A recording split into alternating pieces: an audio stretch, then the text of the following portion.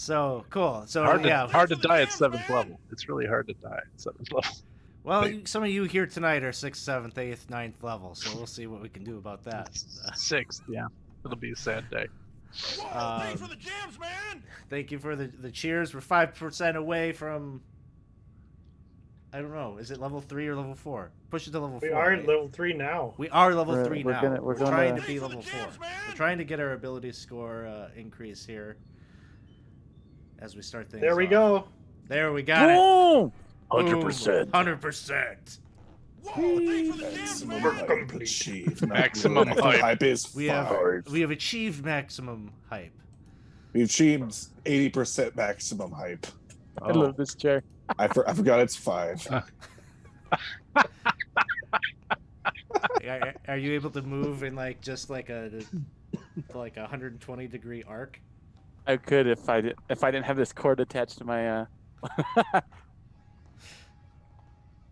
Oh Hey. wow! That's some, Ooh.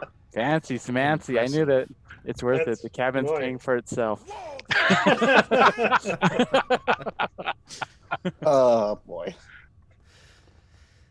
all right. So where we begin, you all, our characters here tonight, have been for probably maybe nearly a week now, been tasked with coming to this fortress that is on the fringes of the Grand Duchy of Karameikos at the base of the mountain chain known as the Barrier Peaks. The Grand Duchy had become concerned about this mysterious fortress when things seemed to be escaping from it. It seemed that there were a number of monstrosities and things that had been tracked back to this fortress. That's where they originated. They were attacking tradesfolk along the road. And so the Grand Duchy had employed a number of adventurers to go check it out, clear it out. They had hopes that they were going to be able to establish it as maybe almost like a secondary watch point along the road. But then a lot of strange things have happened in this fortress over that time that adventurers have been traveling around in here. You all are amongst a huge group of adventurers. Probably, I would guess there's probably at least 20 or so of you here in this fortress, kind of been working together. You know, you weren't in competition with one another. You all had the same contracts from the Grand Duchy, 5,000 gold contract, and the promise of a magic item of some kind that the Grand Duchy would arrange for you to find its way into your possession if you helped out with clearing this out and succeeded in that mission. But it was some nights ago now that you all heard a tremor in the ship, and all the lights, all these like kind of what probably appears to you all as some kind of a light spell all along the hallways of this fortress just all of a sudden lit up, and you could feel movement. And at this point in our story, you all are aware of the fact that this isn't a fortress. This is some kind of a ship or a vessel that seems to be capable of levitating itself, and I think through an android that is in the mix here, what you all know as this construct named Lucy has kind of shared with you that this is seems to be almost like a flying cruise ship or an inn or something. She has referred to you all as passengers at times, as guests. And there are a number of amenities here. This entire first floor that you have found yourself on is just full of cabins that contain beds and the such. In the very last episode, our previous group that had been a part of the community campaign, they had made another discovery. They had managed to get into the cabins that had once belonged to the commander or captain of this vessel. And through some of their magical talents and such, they were able to decipher some messages, some logs, it would seem, from the commander. And what you know at this point is it seems that they believed in the final days of this crew that seems to have died out, It was believed that there was some kind of illness or sickness that had swept over the crew, or at least that was the popular theory. The commander had a secondary theory, and it kind of seemed like maybe in his final days he went a little crazy. Believe he was hearing voices, and he had gone into an underdeck of the ship to try to find this thing that was talking to him. And the heroes in the last adventure maybe found out what it was that was speaking to him, as they had a very near lethal encounter with this little brain creature with little webbed feet that had nearly taken William's life. And it would seem that these intellect devourers are some kind of infestation of these things on the ship. Since you've become aware of them, you have heard scuttling in some of the ductwork and conduit of the ship, in the walls at times. And so everyone's like kind of on edge at this point in the adventure. But where we are picking up, you are all kind of reconvening in one of the cafeteria areas. What had once been a place where crew and passengers had gathered together to eat their meals. And this feast hall, you've become accustomed to the fact that you come in here for breakfast each morning. Your crew of 20 or so adventurers, you kind of break off into teams to do some exploration of the ship and things like that. Because this is home now, and there are a lot of spaces on this ship that you have not traversed yet, or are not aware of yet, and there still is no real plan as to how you're going to get back home, or how you're going to get out of this situation that you find yourselves in. So this is probably a good point for us to begin introducing our characters. So as we do at the beginning of each of these, we'll have each of our players here give kind of the rundown of who your character is, give us name, class, race, tell us a little bit about the character, and your question will be, what is a breakfast food that your character misses, and perhaps shed some light on a story or something about that food, something that makes that an important memory for them. And let us start first with Jarl. Hey, how you doing? I'm Jarl. I'm an Elvid monk, and the breakfast food that I miss most is sardines. The reason why I miss sardines the most is I've only told a few people, but I used to be this bird man, and it really doesn't taste the same now. And I really want to be able to enjoy sardines again. So I'm hoping that maybe one day I'll be able to.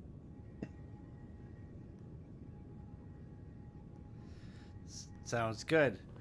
So I don't know if have you shared that that belief of yours, or that past of yours. Selvin might know, Someone but might know. every once in a while I might say a little thing or something, but a lot of the times I've kind of learned to keep it to myself, because whenever I say it, people kind of just walk the other way. So it's so I've just I've gotten used to that, you know. Yeah.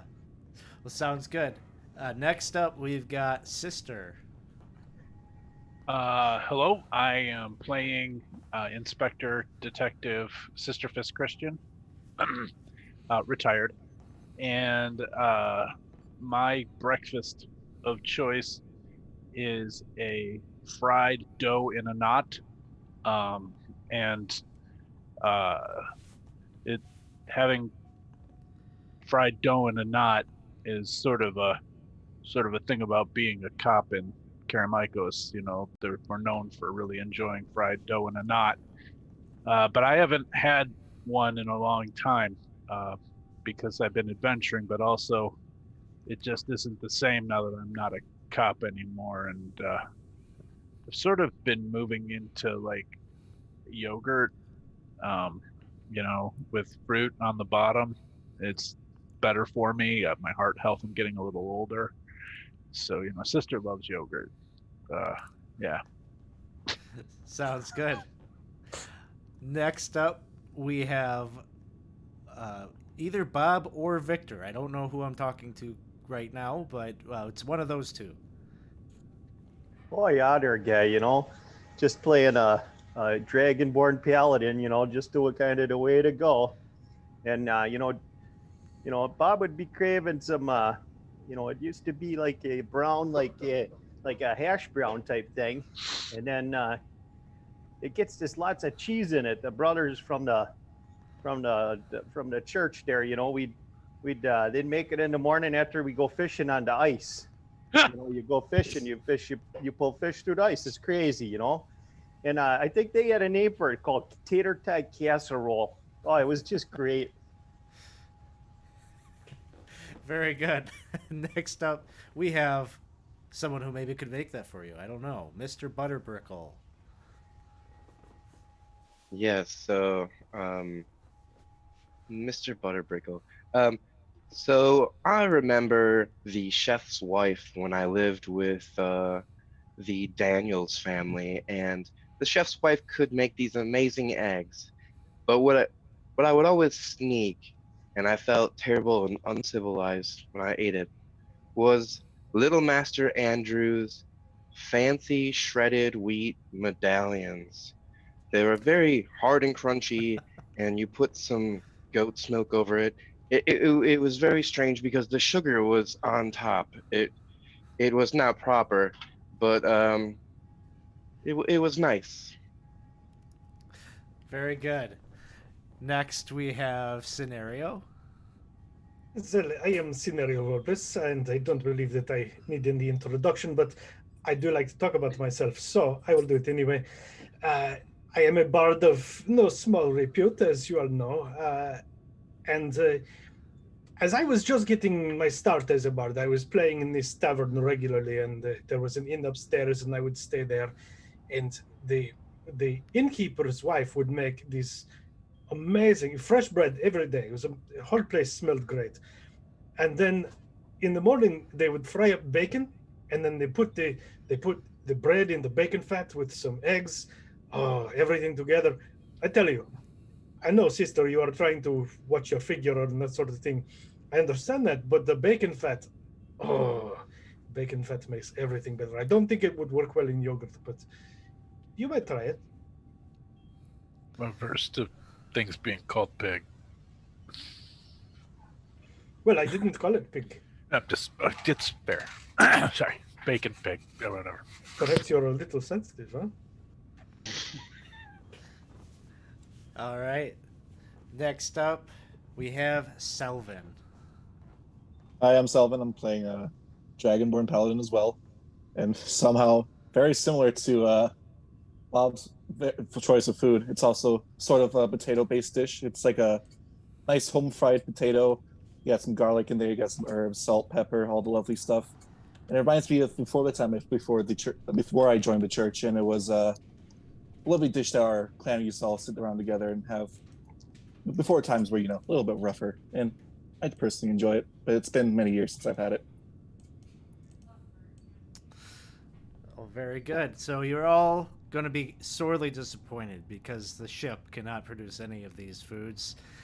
Just kind of there's a nutritional mash that it seems there's a dispenser in the kitchen that creates kind of a gruel that is sustaining but not entirely flavorful or full of textures that you prefer.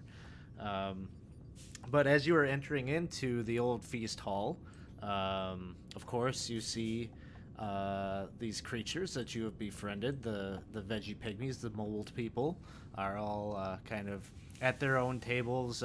They seem to have no problems with this gruelish food. They eat it, and really what they enjoy is this sugary caramel colored drink Some of them prefer the one with the red and blue swirly circle, and some of them prefer the more refined one with the red label. But you also see, as you are entering in, Lucy, the construct known as Lucy, who has very quickly learned your language and has been kind of an aid to the party, although some suspect or are not so trustful of her, and believe that she maybe poses a danger to the party. A lot of different thoughts about Lucy. She is here alone, though. You do note that a lot of the other people that you were expecting to see here. Normally, at this time, when you all arrive in the breakfast hall, you would suspect to see Tip, Round Bottom, Char, Biggs, the Goblin, Rurik, the Dwarf, and Sister, your frenemy, William. They would all be here, and normally you'd be seeing Barry, the dwarf, running around trying to please and looking to Butterbrickle for some amount of acknowledgement of his talents, which he never gets, and it just kind of sulks. He's not here. They're all missing. And as you arrive, Lucy is just standing upright, and you kind of see it almost looks like her eyes were like dim until they light up kind of emerald green upon your entry, and she kind of activates and she looks at you all and she says, "Well, good morning. How was your sleep?" Very unnerving, I'd say. Unnerving. But good. Oh, good. We here on the Ark strive to give you world-class service. Did she not hear the unnerving part? Oh, okay. And her head shifts and looks at you, Jarl, and she says, "How about you, Jarl? Did you have a good sleep?" Yeah.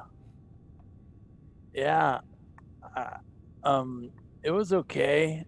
I'm still trying to get my head around I heard a lot of things kind of in the air ducts. Kind of afraid. I've been trying to. I found this bucket and I've been wearing it on my head, kind of protect myself from whatever's been going around. I hear that. Apparently, my brain's not safe or something. You're so funny. And she says, I could call a custodial assistant over right away to look into the air duct system. That would actually be pretty useful. You see like a little antennae, like kind of like sticks up out of her head. Just this like little like piece of wire sticks up, and there's like it's like blinking. There's a little ball in the end, and it starts to blink. And she just mutters, "Request submitted." Oh. Not to play Asmodeus advocate here, but wouldn't that just lead them all out of the air ducts? Well, it depends. If the thing that is receiving the request is in the air duct, then maybe. But if something else is in the air duct, then maybe whoever Lucy has signaled is going to go clean it up. Huh? I mean, to be fair, I can see an opening right there. It doesn't bode well. Well, What if he just go up and what take if a they look? could I can't jump that high, but I'm saying is, like, what if the custodial person just comes in? It's like, hey, what's up? I'm here to clean the vents, and then just shoves everything that's in there out of that vent hole, and we're sitting right here.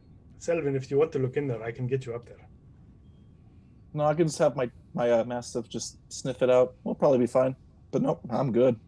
Very good. As interesting as this line of questioning is, I'm a little curious as to where Rurik and Char and Tip and William and that sort of skeevy bastard Barry went. Yeah, You where don't think is the- Barry? You don't think they got themselves locked in a room again by and his gang, right? Who's serving all this garbage to these plant turd people? Lucy says, "Oh, William, I saw William, and he told me that is has expired." What? Oh, that's a shame. Oh man, that's not cool. He was such a nice thing. I don't know what to call him. And then he asked me if there was any way off of this ship. And what did you tell him? I told him that this ship is equipped with all sorts of safety protocol and that escape pods are available on the 5th floor. Sixth floor. And that is wonderful. What is an escape pod?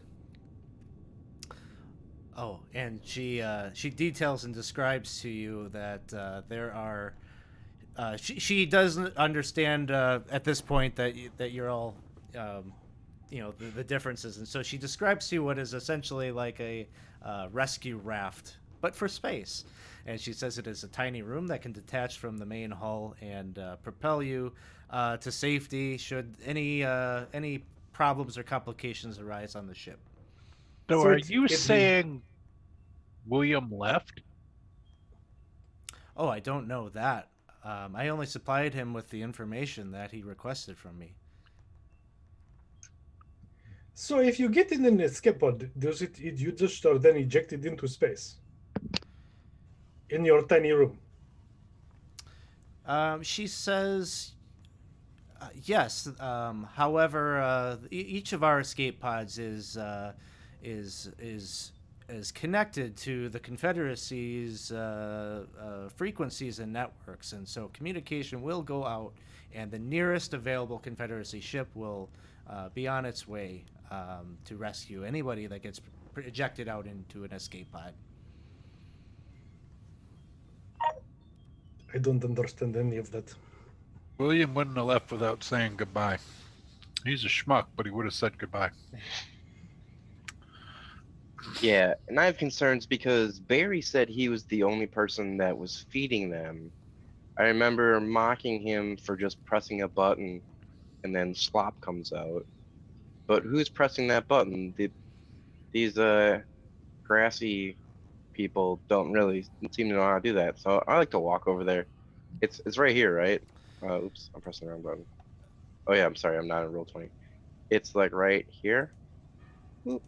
Yep. In that back area, there is a small room there with bare countertops, these little contraption devices, these boxy devices with the little swinging door that seem to be able to warm up foods and liquids very quickly.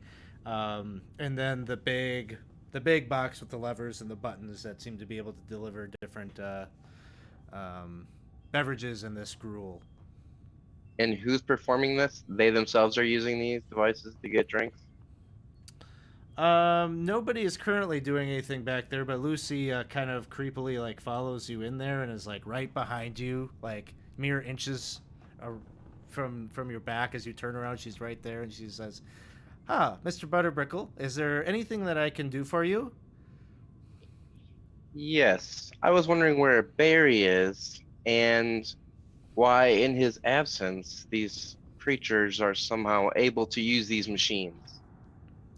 She says, "I imagine that Barry has made his way down to the theater. He was up late last night, and he was talking to me about how he missed some of the comforts from home, and I told him he should take in a show on level 6. I'm Mutter sorry. to myself. I'm sorry. Did I overhear that there is a theater? Indeed, we have several, in fact, several performing arts theaters. And how do we get there? I can take you." Excellent. I will go now. And that was good. Sure. So you all are following Lucy and Scenario to the theater. So Lucy will take you from this room, from the dining hall, and basically she's gonna take you. I'm just gonna kind of navigate her token up to the north to where one of those drop tubes that you have seen before is located. And maybe I'll share the image of this here real quick, just so you can get kind of a sense of what the drop tube looks like. As I don't think any of you have actually used it yet. The previous group used one. Didn't I get shoved down it one session? Yes, you did get shoved down it, but now that power has returned to the ship, it's actually functioning the way that it was originally intended. 1 second. Which one is it? Number 2.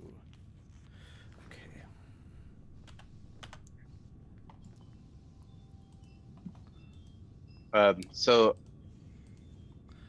Sister's alarmed, right? And now I'm definitely alarmed. Yeah. 'cause So I the mocked him, drop, but he seemed dedicated to it, so. the drop tube essentially looks like this huge cylinder. And right now, unlike when you got dropped into it, Selvin, there's kind of like almost like an aura or blue, like a light. You can see kind of little recessed openings up and down this tube that goes straight down. Nothing overhead, but it goes down. And along the sides of the tunnel, there are like basically what look like metal rungs, almost like that of a ladder, but they are much too dispersed to function like a ladder. Like there's something like 8 to 10 feet apart. These little handles that jut out.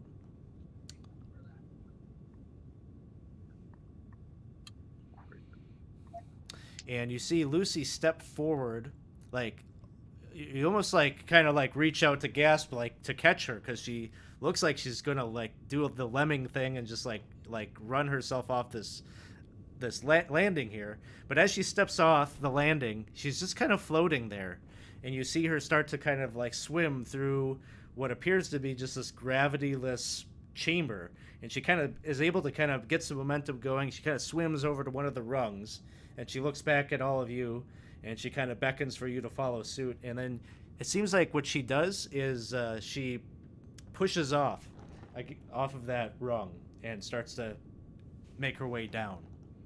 Oh, I will do that. I'm going right in. That looks great. And yeah, you get in there, and it's kind of fun. It's like being under a levitation spell or whatever.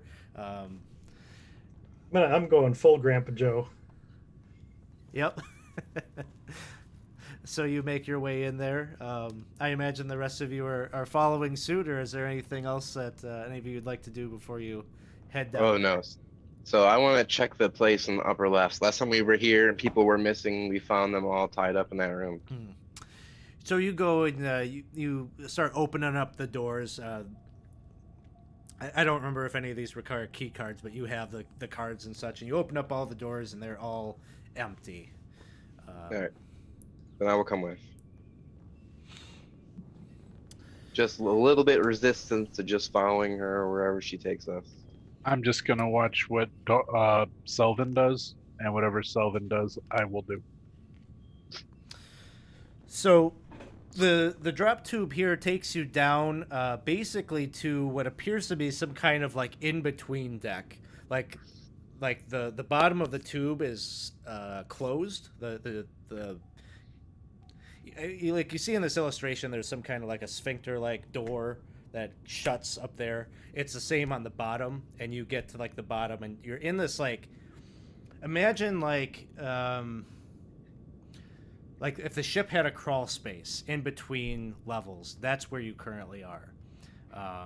Almost like where some of the machinery and stuff, the inner workings of the ship, are kind of down in here, and so out of sight. We're just going to kind of run through this. There's not a whole lot for you to explore or do on this level, other than the fact that Lucy navigates you over to what essentially is this huge hole in the ground, or in the floor, on the kind of the western side of the ship. It's just this jagged 15-foot wide kind of circumference. It's not a clean breach, but it looks like something busted through the floor here and created a unnatural pathway down to the third floor.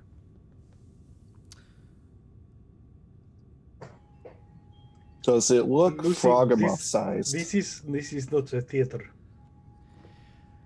It looks about the size of the Froggermoth. So that's a pretty good guess as to what burrowed up actually out of the ship. If that big thing came from down here, what else do you think could be down there? A theater.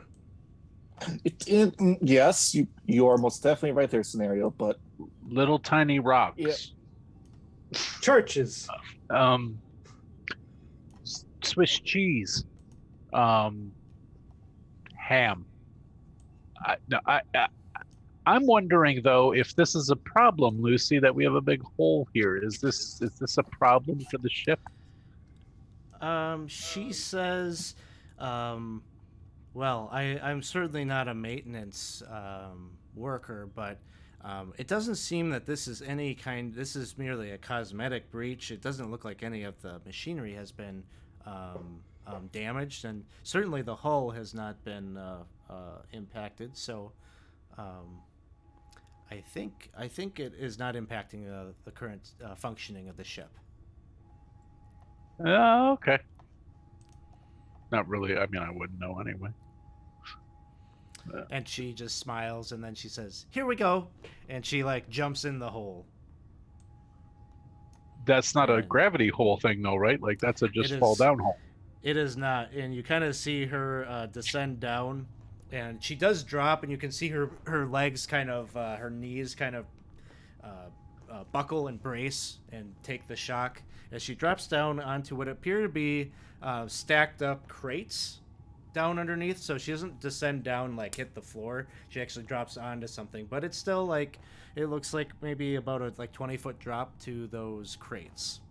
And this is where you can pull up that third level 3 map that I had shared earlier. I accidentally closed that. Do I just look in the map thing for level 3? Yeah, it's Barrier Peaks level 3. Oh, I got it. It just popped right back up.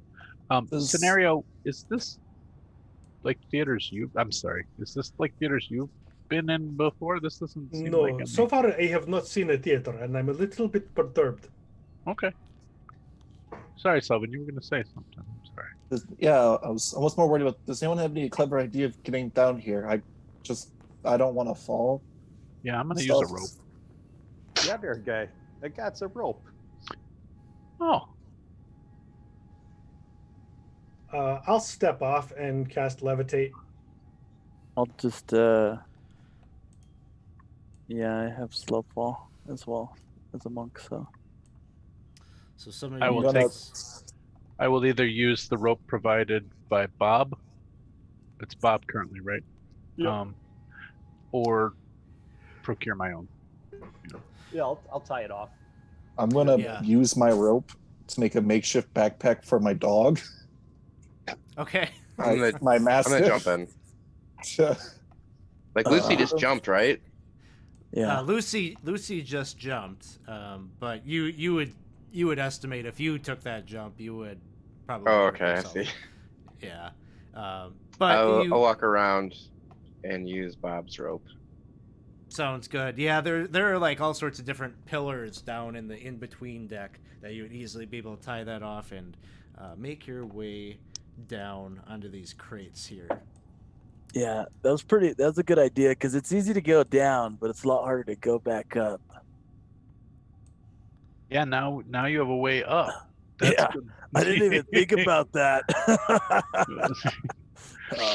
Lucy, where are we going? I've arrested so many people like you. She says, if you want to go to the theater, that is on the 6th level. Although we are currently on the 3rd level. This is where guest services are, and Char had asked me about the club. And Char is missing also. Char Is the asked you club about. there is also a club. She says, yes, Why have we not uh, talked about there is a theater, there is a club? We have not seen any of these wonderful things. She says, I am sorry, you must not have gotten the literature that we sent with you when you booked your trip. That is My very true. apologies. That I'll make a note of that. Um, So and as the third floor is not the sixth floor, Lucy. Well, I She believe we have to says- go down to get to the 6th floor.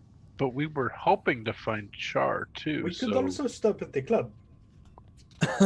What kind of club is it? What kind of club is it? This club? What She is it? A says- weapon? she says it is no, it's not a weapon unless well, she says it's a place where people go to have drinks and to dance and to enjoy each other's company and To dance. we should go, Jarl. We could have a This dance. sounds almost dance. as good as a theater.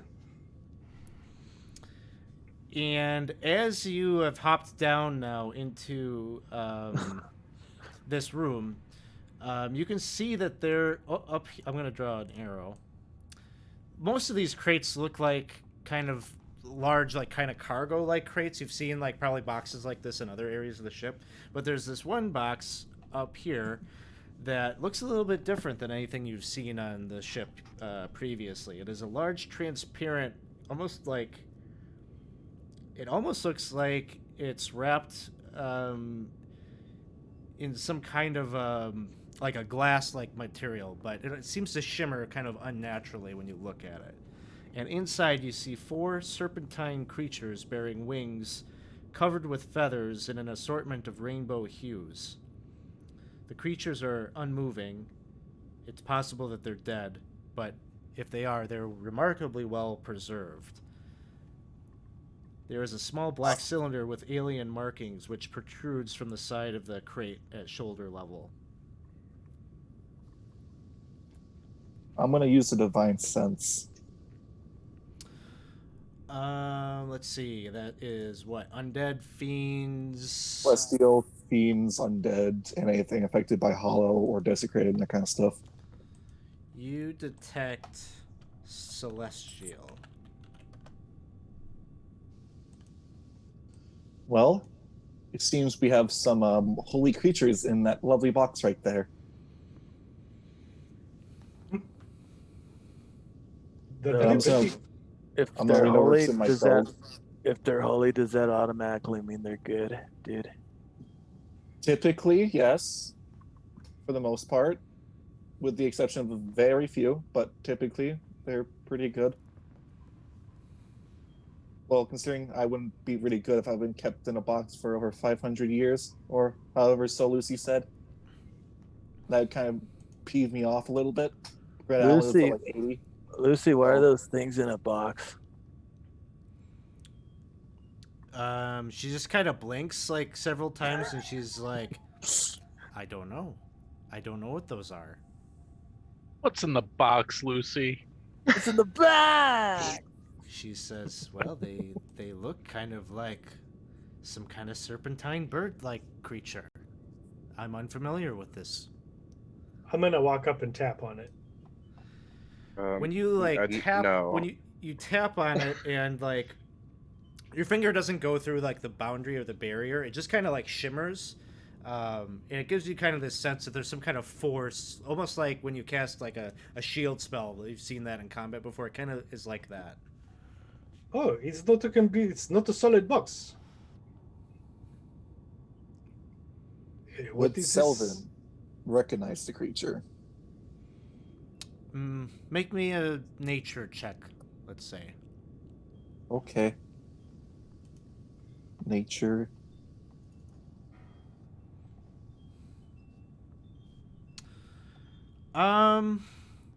You believe that this is not that you've ever seen one of these before, but you've read about creatures like this being like guardians, caretakers, kind of servants of gods.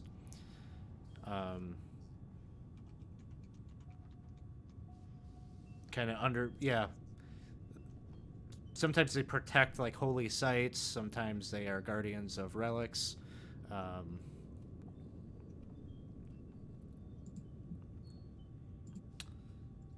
Lucy, can you read what that says there?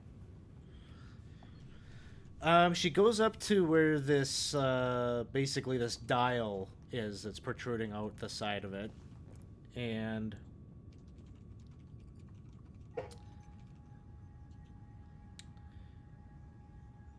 she tells you that this dial is well, this if you reduce this, if you turn this counterclockwise, this will reduce the strength of the stasis shield.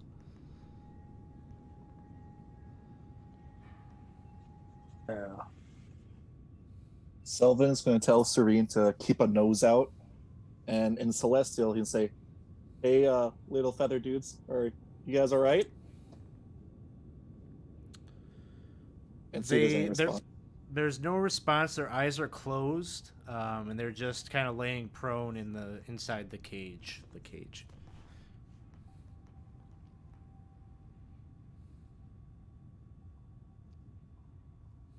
Well, personally, I believe in good faith. I think it would be proper to at least let them out. I'll turn the knob. I'd like to draw my bow. Okay. So you're drawing your bow scenario. You're going to turn the dial down. Selvin, you've been attempting to communicate with these creatures. Anything, Jarl, sister, Bob, anything you'd like to do? I'm petting the doggy. Okay. I was a bird. I swear, dude. Why don't look at me that way? Taking my cue from Mr. Butterbrick while I got my hand on the sword ready to draw. Oh, I'm Sounds not gonna good. let loose until I see like one of these guys attack my party. Yeah, Bob's pretty hungry yet, so he's just he put a bunch of that sludge into one of his pouches and keeps digging into it and eating it, trying to hide it. 'Cause he's starving, man. He's starving. He's a big guy. Hey, Bob, give me some of your sludge. Hey, I don't got nothing. I don't know what you're talking about. I'm a hungry guy. As you turn that dial scenario, you just kind of hear this, look at the hum of that field dims, and the shields go down, and almost instantly, almost a mere seconds after you do that, their eyes open up, and these four creatures, they kind of erect themselves up and are kind of stretching. Their wings, their entire wingspan kind of fans out, almost like they're coming out of a very, very long slumber. Oh, hello there. Those are good colors. That works well. And they begin, one of them begins to speak and says, "Thank you. We have been trapped in that cage since we left our planet. We were taken by the ones that destroyed our planet." I'm sorry, you might need to back up a little bit. Your what? And they kind of are looking at you all, and they're kind of sizing you all up, your clothing, your appearances, and realizing, as you begin to kind of signal to them that you're not from native from their planet. So they begin to share with you. The initial one just says, "Where are we?" Oh, we are in a big metal box, and we are in space.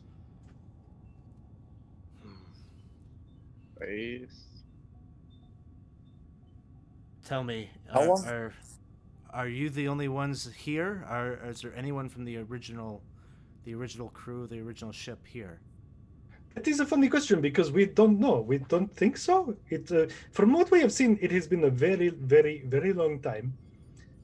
There was and Lucy's here. yes, some of the constructs that work in the place, they are here. there was a very slumped corpse in one of the offices. Yes, there are lots of dead things. I suspect that it has been hundreds upon hundreds of years, maybe, since we left home. And the Coatl begins to tell you the story of their home, and what they are aware of. Basically, they tell you that this ship that you're on, while it looks like it is a cruise ship of some kind, that is not its true intent. And some of this information may not be entirely new, based on if you have read any of the commander's logs that some of the other party members have found. But basically, the Coatl details to you that its true intent was to find a new home, that there was kind of ecological devastation on their homeworld, and that is why this ship was sent out, was to find a new home to colonize, essentially, and terraform into something where that could accept life. And that was the world that you left is your world? And they say, well, or at least the world upon which we were supposed to be safe guardians of, and clearly we had failed in that pursuit. Ah, well, second chances are the best. You can guard scenario if you like. They seem fairly kind of agreeable. They say, we do owe you a debt of gratitude. We would be happy to assist you. What is it that you are? Well, we would be happy to assist you in whatever pursuits you may have. We do not sense any wickedness upon you. Well, not unless I am feeling frisky. Scenario. Yes. Not cool. What do you mean?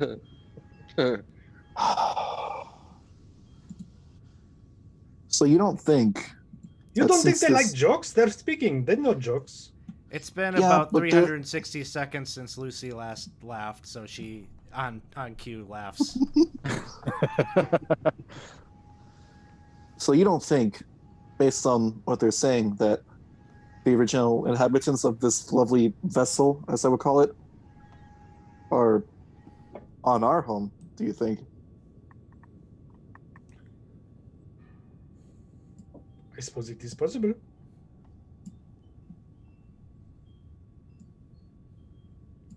It seems as though the food that they eat is food we can eat.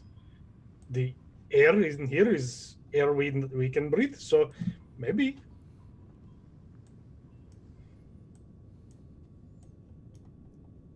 Just seems odd.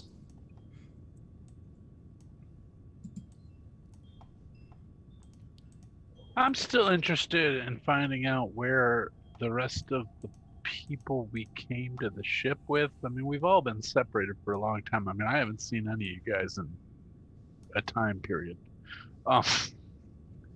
But I'm wondering where William and Char and Tip and Rurik. I haven't seen Rurik since we got here. Where's Cinnamon? And Sin? Oh. Should we go take a look? Cinnamon would be on the ship. She wouldn't be one of the missing people. Oh, okay. If we're looking for some of the party, I can probably help with that a little bit. Well, why don't we do that? Let's at least find out where they are, because if William asked about an escape pod, I mean, he is sort of a turd. I mean, he might have taken one and just scarpered, because kind of what he does. But I think he would have told me if he was planning to bail. So let's try to find them. That doesn't sit right with me. Lucy, she's looking around and she's trying to scan your facial expressions and things, and she says, "Do you want me to take you to the where the escape pods are?" Well, you said the club is on this level, and that is what Charles asked about. Perhaps we go there first if it is close. Sure. She says, "Okay," and she moves on over to this door here. No key card on this particular door. There's just a button on the wall. She hits that. Gonna look real quick to see if there's anything special in here, but I don't believe so. 1 second.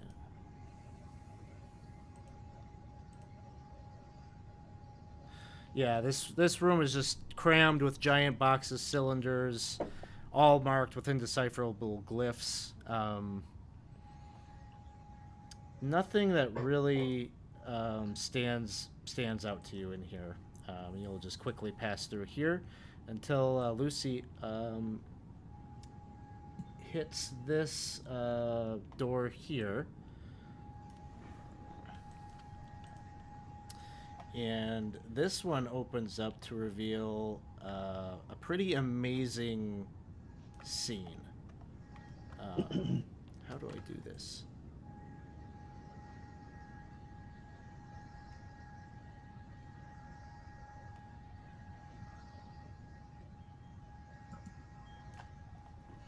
But as the door opens up, what you see is you're basically on what appears to be some kind of a balcony or overlook that looks out into this ginormous jungle-like garden. Those of you that have been in the Isle of Dread, you almost feel yourself being transplanted back there, because this is like a jungle-like scene, some kind of a greenhouse garden that has been built right into the middle of the ship here. On the corners here, let me draw a little arrow quick to show you what I'm pointing at. You can see these little, I think I've got a picture of one of them, but kind of like a fork-shaped box that has a glass lens built into this cylinder. And you can see there's a number of these things, and there's a small lens on one end of the cylinder and a larger lens on the other. And the larger lens is pointed out into where this garden is, some kind of almost like a viewing glass or a telescope of some kind. Wow. That looks like a very oddly shaped spyglass. This is amazing. Does it require a coin to work? If you go up to it, you go up to one and kind of check it out. There does indeed seem to be a coin slot, not unlike the types of slots that you've seen on the arcade machines in the entertainment room.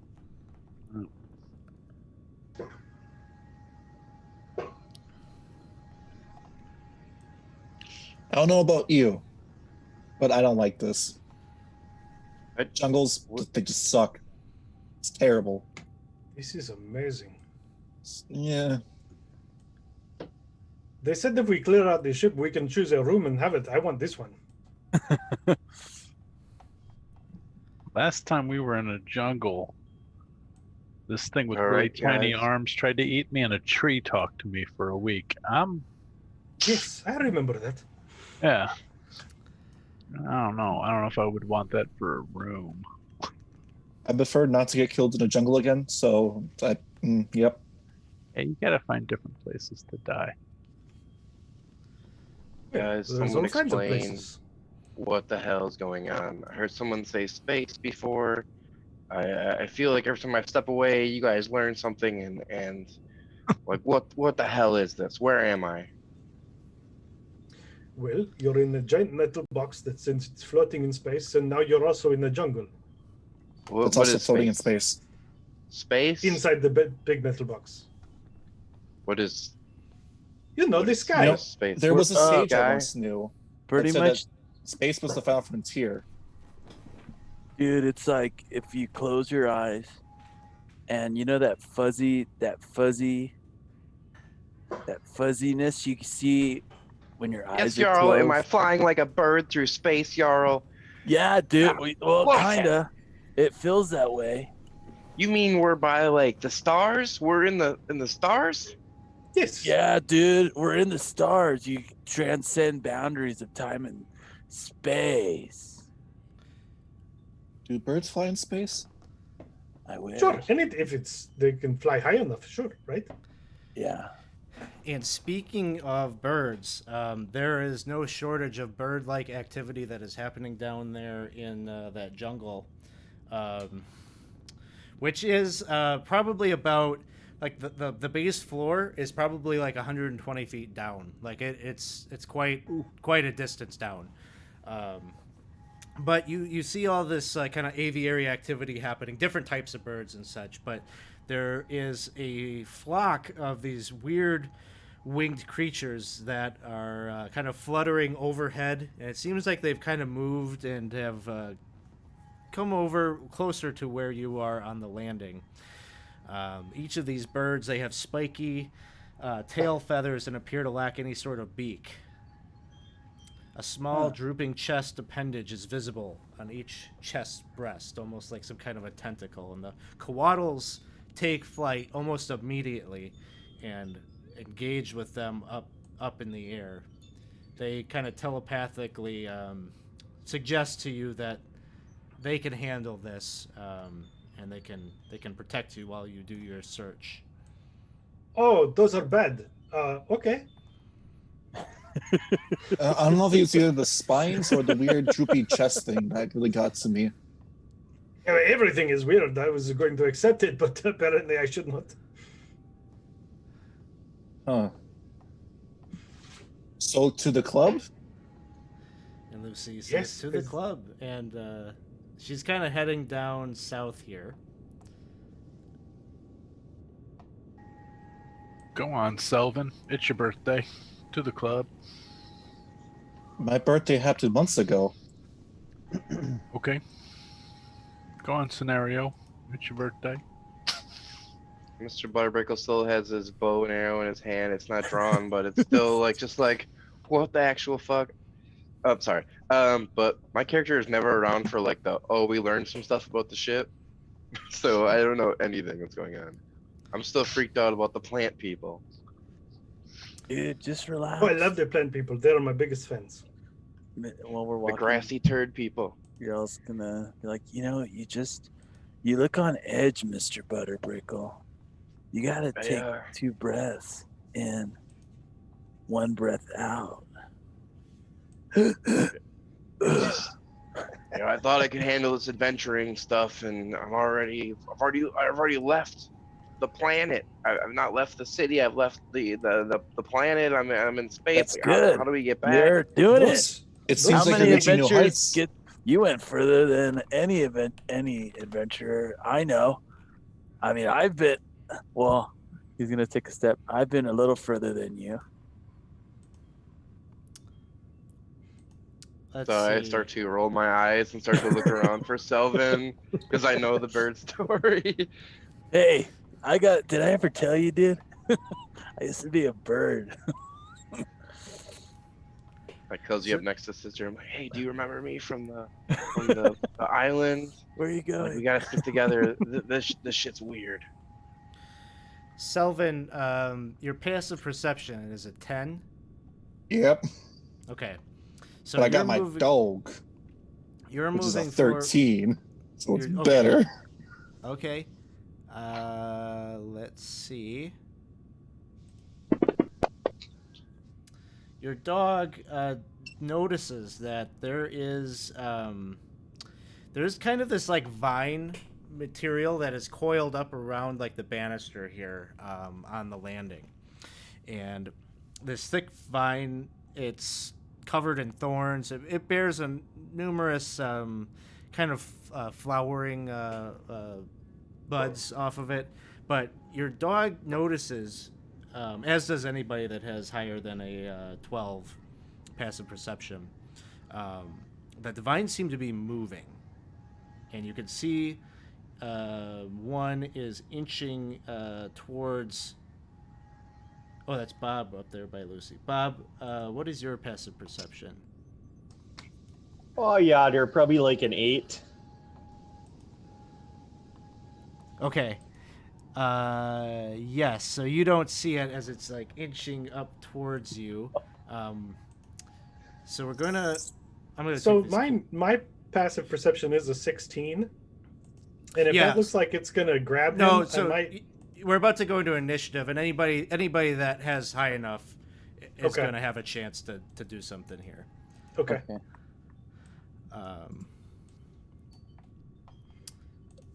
So I'll put down a token to kind of represent the tendril of this. Just bear in mind this is a huge thing, and so this is just like one piece of the giant plant that seems to be kind of creeping up on Bob here. So here we go. Initiative gets rolled. Jarl, your passive, is it 12 or higher? Yeah. Okay, so you notice this. You see this vine is animating and crawling towards Bob. What would you like to do? He's going to go, Bob, watch out, dude! And he is going to try to.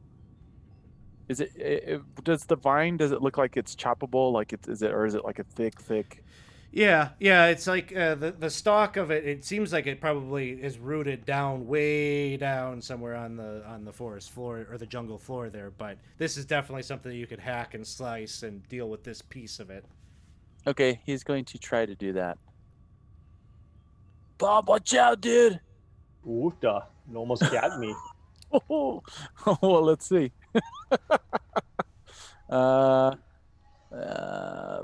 Strike.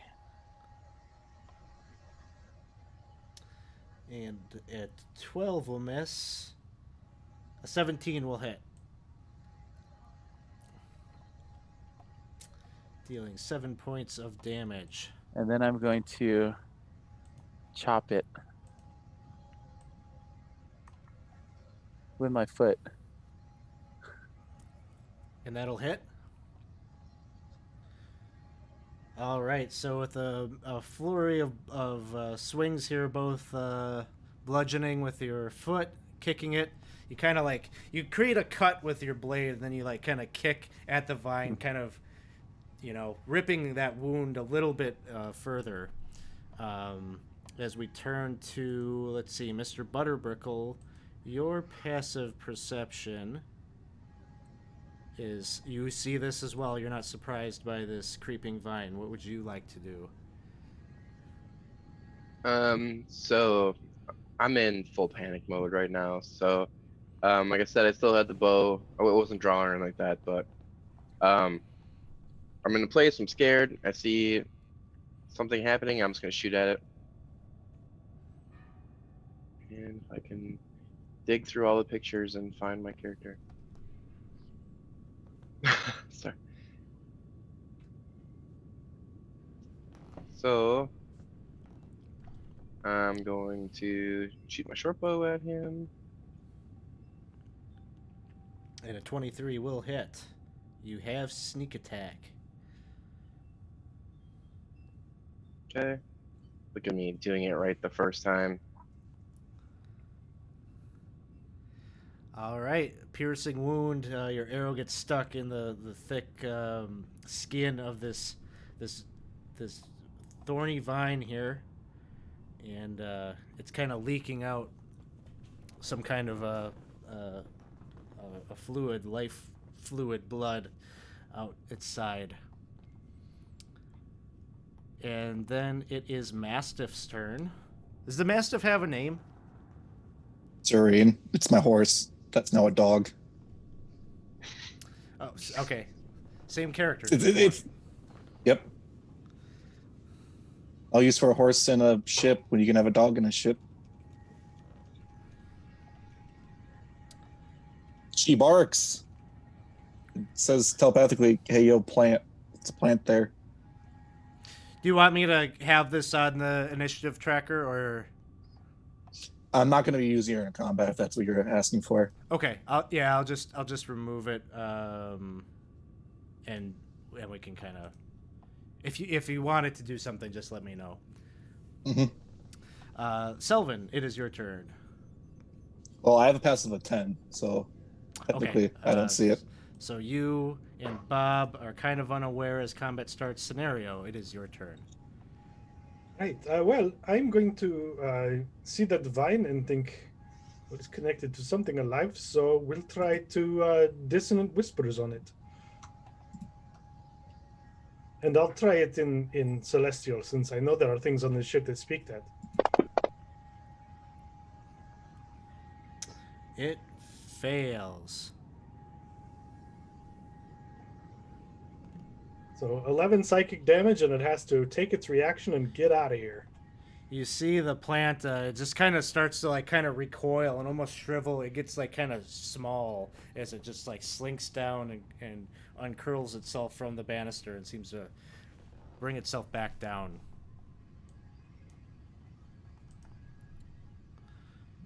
It's still like hanging there, so it's still there. Let's see, sister, your passive It's 10. is 10. And then Lucy, just she keeps moving here, and she says, "Let's hurry." And she's gonna kind of usher you and urge you to follow her down south here. I'll give you all kind of the collective choice here. Would you want to rush past this area at her insisting, or do you want to try to continue to take the fight to this thing? Let's just move. I say move. We have no idea how big it is. Yeah, Yeah. let's just move. So with the dissonant whispers, kind of gives you that opening to do so. I'm gonna open up more of the map here. So let's just take a second here. Just so that I have a reference. Just so I have a reference. How did that? Did it look like I really did much damage? Did it react at all with me, or did it not really? Yeah. It seemed like you did damage to it. But again, it appeared to be like one piece of a much larger thing.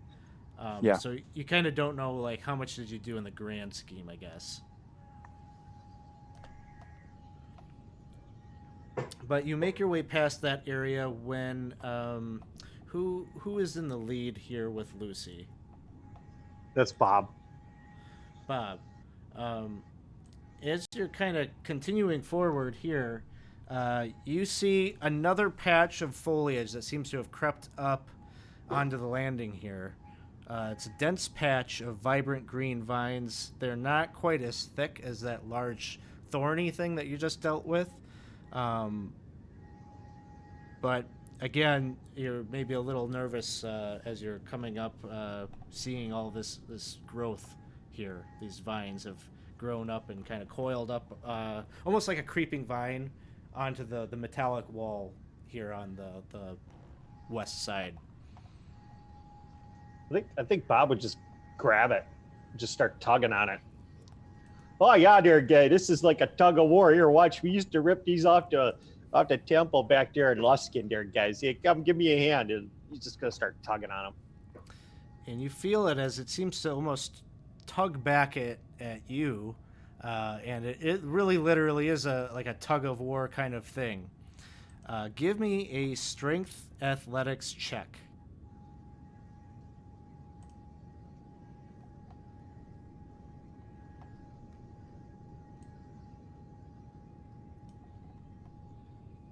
Uh-oh. Did it roll it?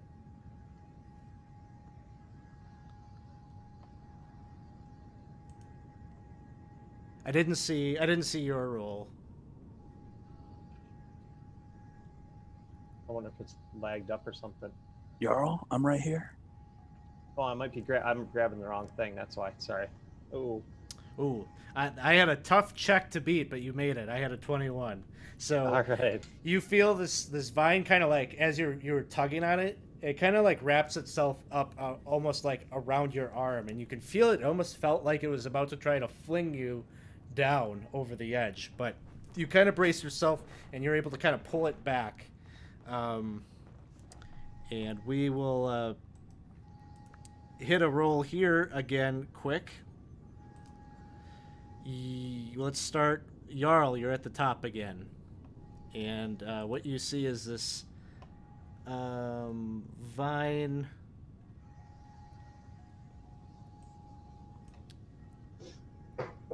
If you all just want to like kind of like bring your tokens down, kind of in the formation that you were following as you were following behind Lucy and Bob, and put yourselves within 30 feet of the vine there.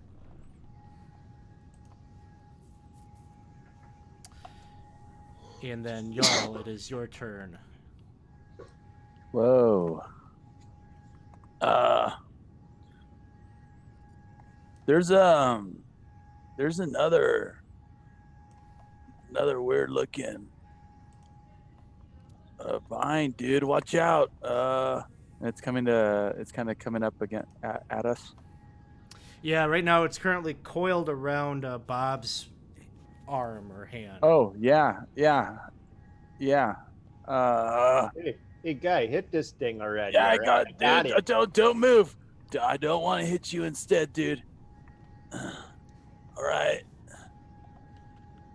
Swing. Ooh, a nat 1. Oh, Please roll no. a d6. Stop smiling. Something bad happened. And a 3. Nothing Sorry. further bad happens. Sorry, Alex. Here we go. Oh, wait, I did that wrong. And that would have I been wouldn't have hit anyway. Wouldn't have well- hit anyway. Yeah. Oh, no. Okay. Well, it would have been like a 14, right? Oh, wait. It might. Yeah, actually, it would have. Yeah, 14. That would hit. Okay. A little bit of damage. And with this one, it's more of this kind of sinuous, like more lean kind of vine. So you're kind of hacking through some of the tendrils, but it's just that there are a number of them there. Okay, I'm gonna go ahead and do a beak with my hand and poke at it for my unarmed strike. It's not very effective. Oh. It looked kind of like a worm. Maybe that made sense in your brain, but Yeah. Yes. not so much in execution. As we turn to Mr. Butterbrickle. All right. So, I don't really like where I am right now, and I'm sort of having just a mind meltdown. So I'm just gonna keep on staying back, skewed in by people I know, and I'm gonna short bow into the strangle vine. And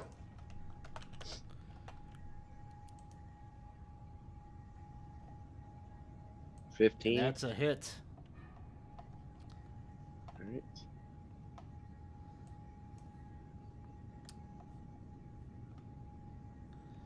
All right, 15 points of damage. And as we're about to turn to the Stranglevine's turn here, we'll share with you. I just realized we have some of the original artwork from a lot of the images from the original module actually came from this area of the botanical garden here. So that's one of the Stranglevine. On its turn, it never really got a good grip here on Bob, and so it's gonna attempt once again. It kind of creeps almost like right into your space, like underfoot, and its vines seem to move and kind of curl up around Selvin, Jarl, and Lucy, all kind of simultaneously. That's Bob, not Selvin. It's Jarl and Bob and Jarl Lucy. and Bob. I think the Bob token looks a lot like the old Selvin token. That's why I keep getting mixed up. So it didn't hit. Actually, it was a nat 1 on Lucy, so let's roll a d6. It comes up a 5, so we pull up the fumble table. Something good happened. Something...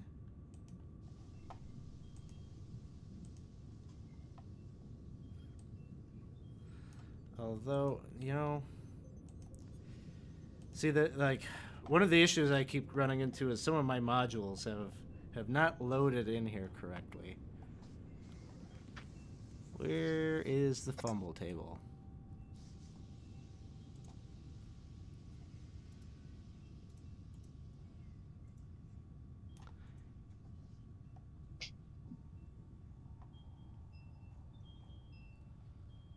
There it is.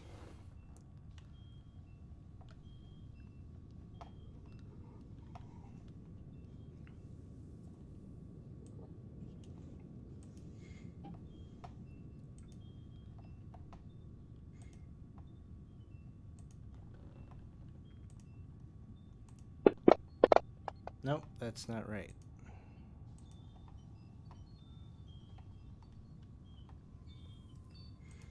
There we go. All right, 94. Oh, okay.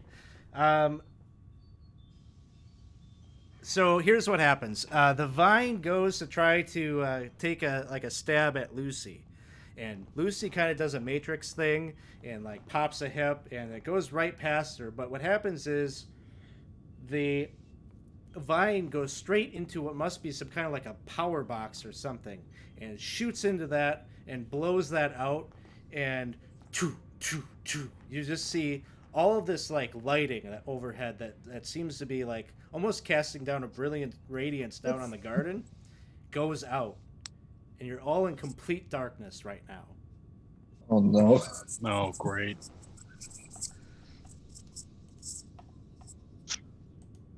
So it makes an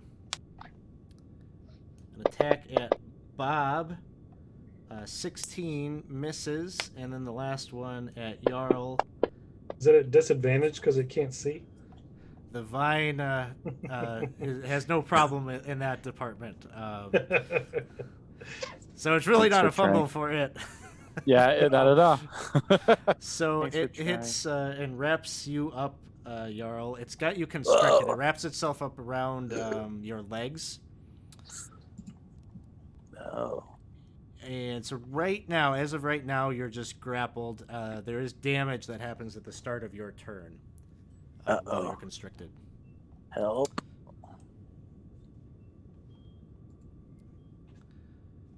And then it is Scenario's turn. Hey, let's try this again. I'm going to Dissonant Whispers, but at second level. So. Oh, I didn't target it. Let me do that.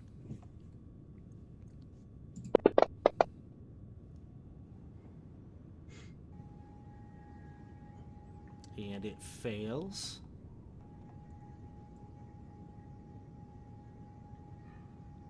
$14 points. Psychic and reaction to move away.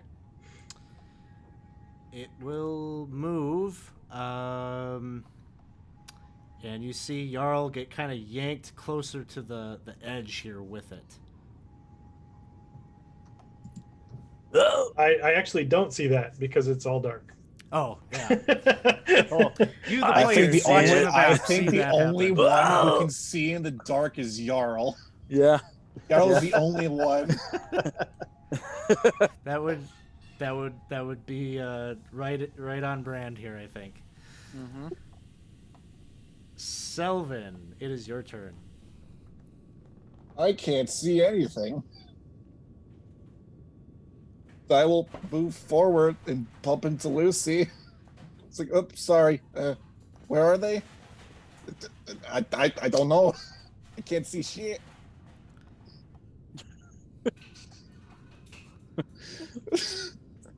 I'll talk to the dog. Can you see something? What do you mean you're a dog? You can't see anything. What? So, Dogs like- don't have like dark All vision. right. I will pull out a torch. There we All go. right. All right. Yeah. All right, the torch has been lit, and now you all have. You can see poor Jarl is in a precarious spot potentially here. And I will move right here and just hold the torch. That's my turn. Lucy moves up right behind Jarl, and she goes in to kind of grab you around the waist, and she starts to yank and pull.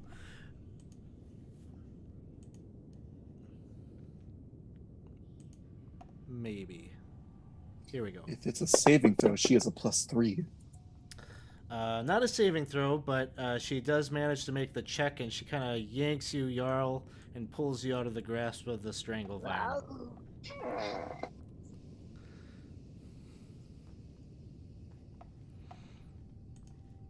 And then it is Sister's turn.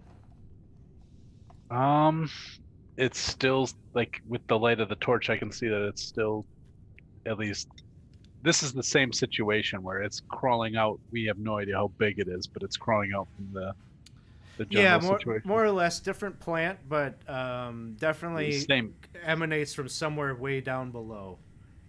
All You right. can see well, evidence of this plant. You know, it's like the way it's kind of depicted on the map. It's just like that. It is overgrown and kind of invaded up here.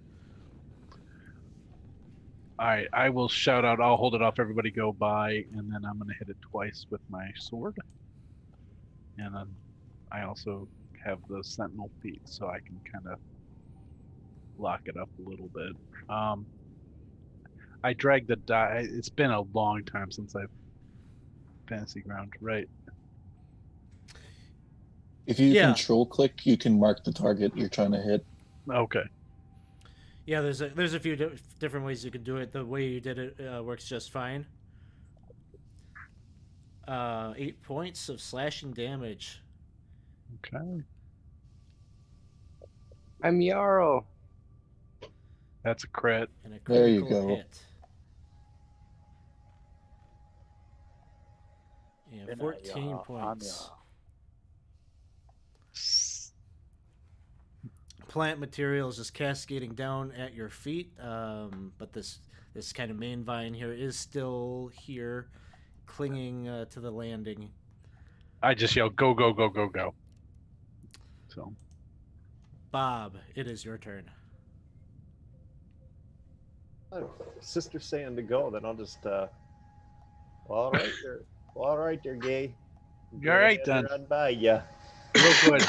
Oh, excuse me. I'll get real close to him and open my pouch. Here, I got something for you a little later. Oh, all We're right just then. gonna sneak on by you there. Yeah, oh, I'll give him a little pat on the tush a little bit there. Good oh, job. Keep her up. good game. Thanks there. Game, All right. coach. Jarl. Great. Yeah. Go, go, go. Let's go, go, go.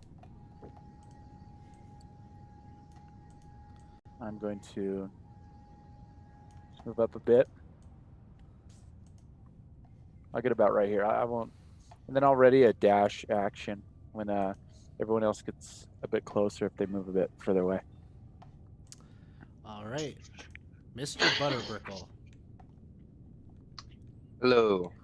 Shoot. So, trying to stay near Selvin and Sister, so I'm gonna swing him like here, and I'm gonna attack with my dagger because I'm feeling brave.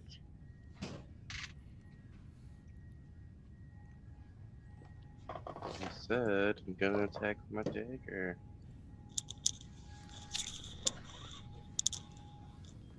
Not brave enough. I'm not proficient with the dagger yet, guys. You have 2 daggers. This is true. Are you wielding a dagger in your offhand? Ooh. It seems you are. So you hit. Go ahead and roll damage.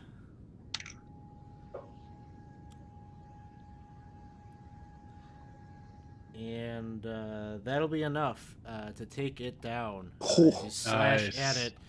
You Pretty much clean max cut damage. right through the kind of the base part of the vine that has climbed up here, and you can just see the rest of it kind of falls down the huge stalk just goes swinging downward. But How dirty are my daggers right now? Am I gonna put them right back in, or am I gonna have to like wipe them off on something? there'd probably be a little bit of residual kind of goo from the plant when you sliced it open, but you're all kind of seeing that the rest of this plant is kind of rustling and moving as well, and so I take it back. I don't want this room anymore. That shot was dynamite, Butterbrickle, but let's get a wiggle on. as you begin to hustle on past this kind of overgrown area. Let's move away from the edge, dudes, a bit. Can't fault your logic. Thanks.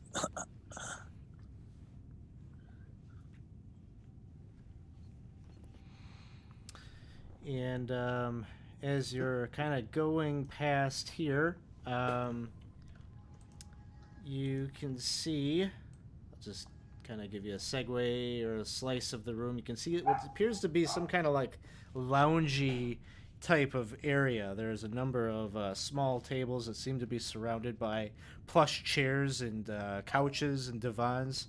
And It's a club.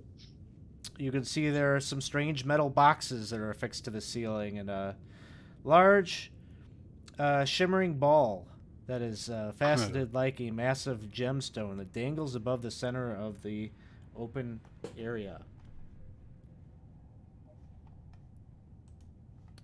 We're up in the club, I think.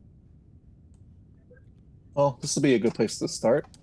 I'm gonna lean over to my dog and say, "All right, girl, go sniff him out," and then send her our way. So your dog is going in here, just kind of sniffing around in this. I'll hold up a topaz that Rurik gave me, and have her sniff that as a scent, and then if he's here at all, hopefully he'll pick up on it. She'll pick up on it.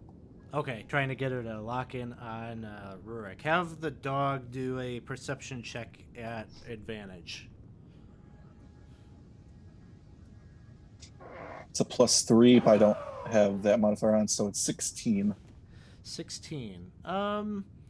It's kind of sniffing around, and it seems like the dog wants to take you, like, almost like it wants to take you backwards. Well, Rurik's not here.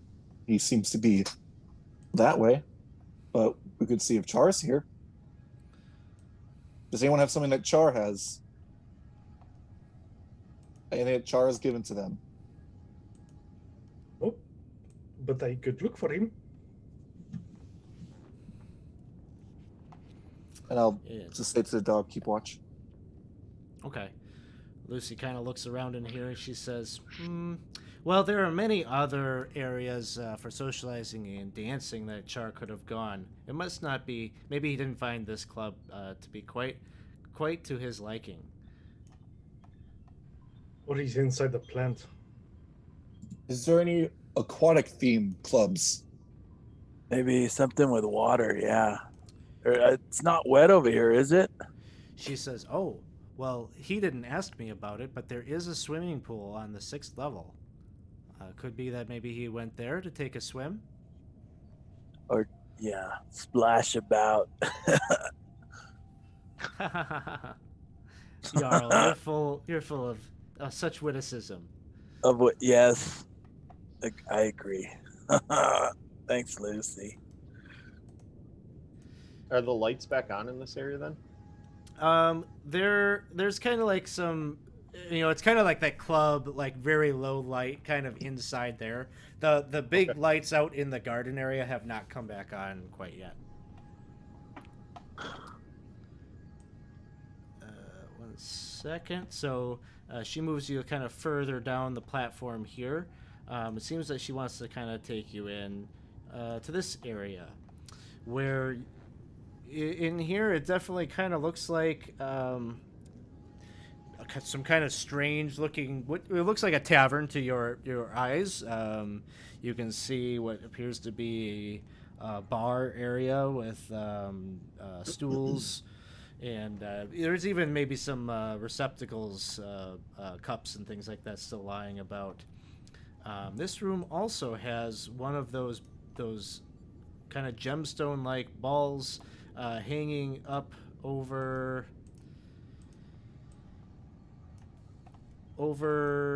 yonder. And over there, you do see Char just kind of staring up at this crystalline ball. Kind of in a Char! daze, it would seem.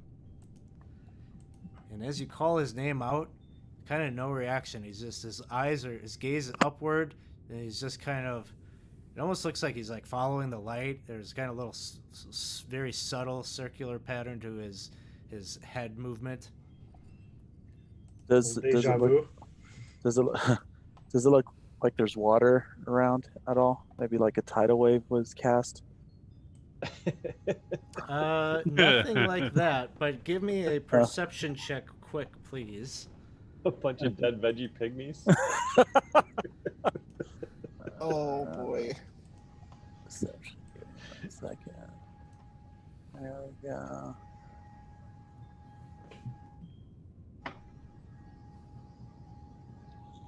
There it goes. You kind of look up as you're moving into the area, like straight overhead, Jarl, and you can see there's like kind of the ceiling tile kind of thing happen, like drop ceiling, that seems to be kind of moving a little bit, just like vibrating a little bit. I step back and let everyone know. Something's up with the roof or the ceiling, dudes. And then from like right behind you, right near Lucy, you see one of the ceiling tiles drops down, and all these tentacles kind of like fall down and seem like they're draping right near where Lucy stands. And one happens right over here by you, Jarl. Uh-huh. And we will It's always in the best rooms. roll initiative. Mr. Roper. And there's sort of this like Stanley's strange sounding music that fills the hall. Almost immediately, as there's like some maybe motion detection or something happening, and you've got some club music that is happening while you're dealing with this monstrosity. What does it sound like? Is it like techno? So like some. Yeah. Yeah. Can you give us a bit? Yeah, exactly. Shoot. You want me to do the soundtrack while we go through combat? Yeah, you can. Sure. Boots and system cats and boots is and cats down. and boots and The cats system and boots and cats. Is down. Still only seeing one roper. Jarl, you are up first. Still only seeing one roper on the map. That's fine. It's okay. It's okay. There's the second one. Damn it. Okay. I could see on the stream where you had placed the other one, but Oh, well That's then, there now. then you realize that you haven't seen the third one then yet either. I wasn't going to mention that. Scenario. My character isn't aware of that, but my character had described to him that there was a second one. Yeah.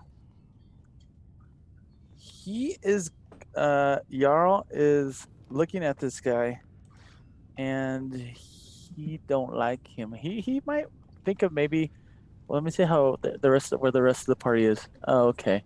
Oh, that's not too bad. We just have to get he's gonna look back at scenario and kind of say, maybe we go around. Tell me how that goes. Well, not this way. And he'll move here. He'll move here. He'll move back a bit. So let's just not. And he'll ready a dash action.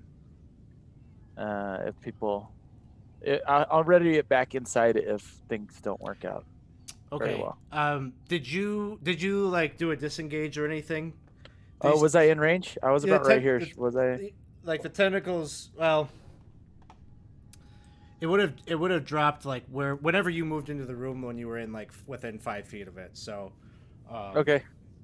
you get the sense that you'd have to kind of do a little kind of maneuver to get out and out I of the gotcha. grasp of these tendrils. Okay, yeah, I'll disengage. And I'll move back. And then I won't ready in action. Sounds I'll sit good. and wait and say, let's not. Scenario. Well, hey, this has been working so well. Let's try it again.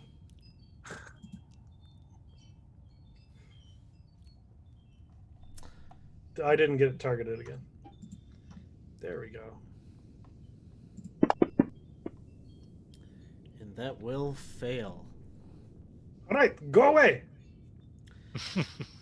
As it takes the damage, it kind of like retreats into the recess of the ceiling and kind of like pulls itself up. That's all right. Then I will get out of here. Next up is Bob.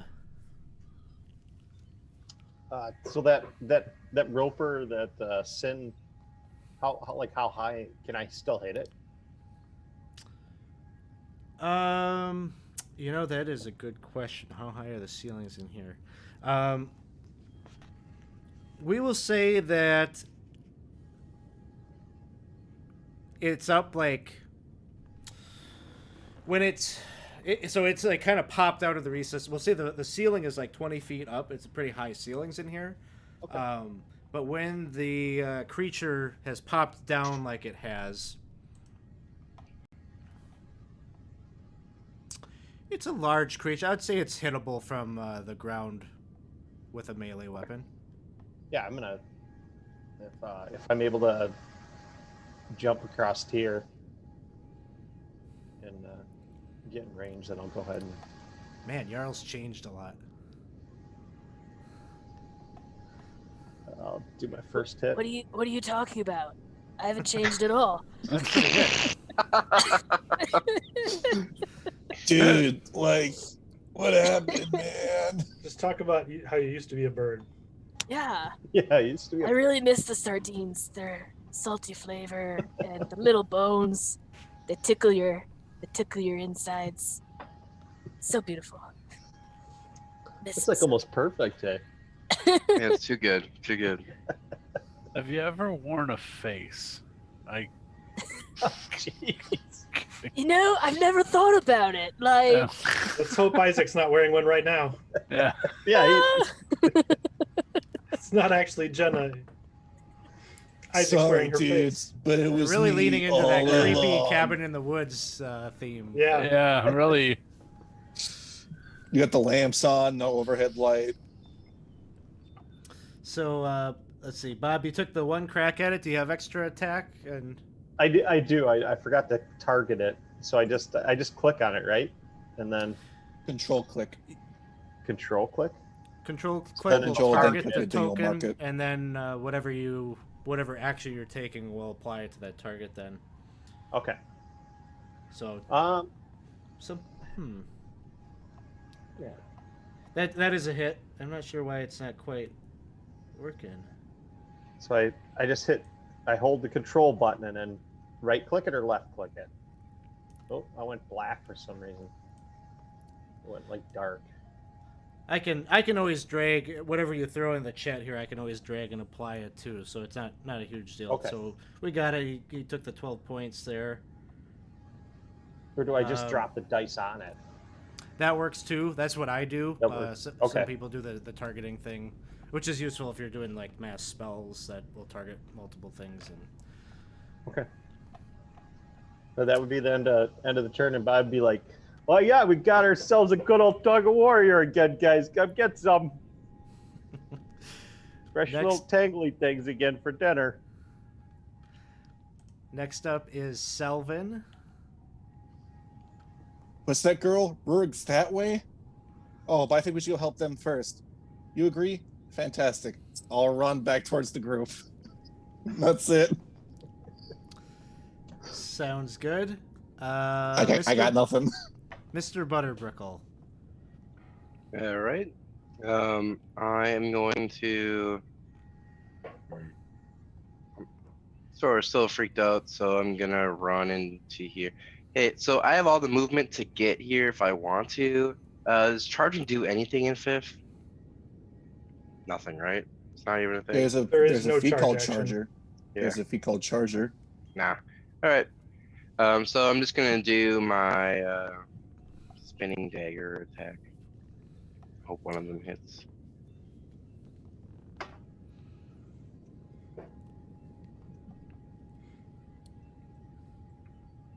Oh, did that not do anything? Not yet.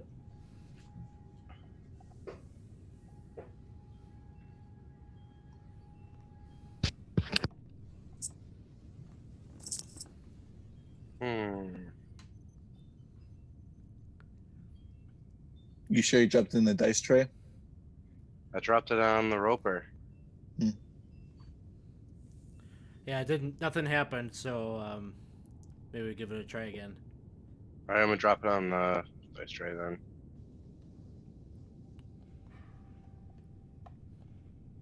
What the hell is going on here?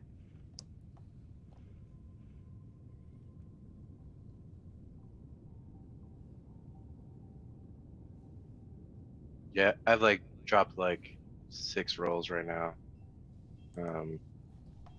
One of them was a 16. And the other ones? All the other ones were terrible. What was- So I'm gonna go with I missed. I'm just gonna. Can I drop out of here and rejoin without ruining stuff, without breaking? Out of Fantasy Grounds, yes, you could Yeah. try to reboot. Maybe that'll help. All right. So we'll let you take your time to do that. But then it is the Roper's turn. Did you disconnect, Chris? Yeah, I don't know what happened. I did disconnect. Okay. I'm just gonna boot you because on our end it doesn't look like you left. So Oh, I'll give you the kick. Maybe that'll help. And then you can thanks for come the back in. push. So the roper here is its grasping tendrils are going to come down and try to grab at Lucy.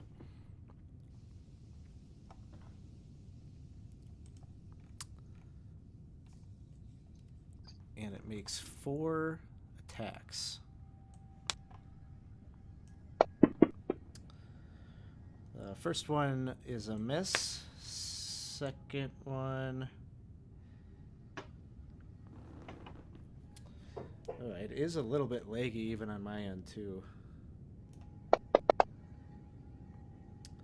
The second one is a hit. And so the effect is that she is grappled and restrained by that.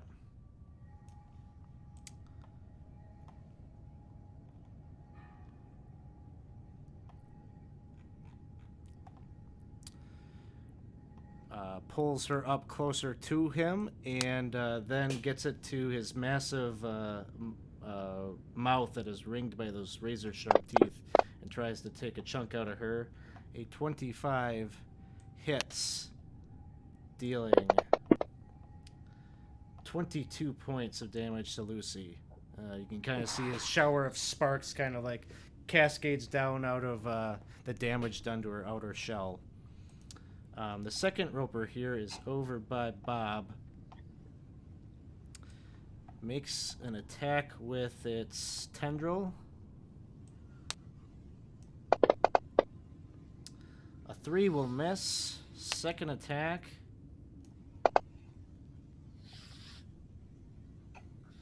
Is a 20 to hit. So it wraps you up. It grabs hold of you, Bob. And you're grappled and restrained. It reels you up closer to its mouth and does the same thing it did to Lucy. Tries to take a bite.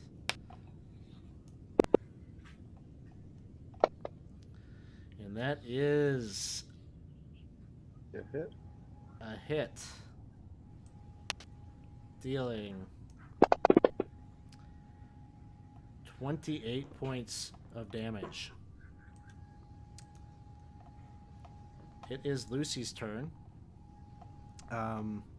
Lucy is going to start things off by trying to escape.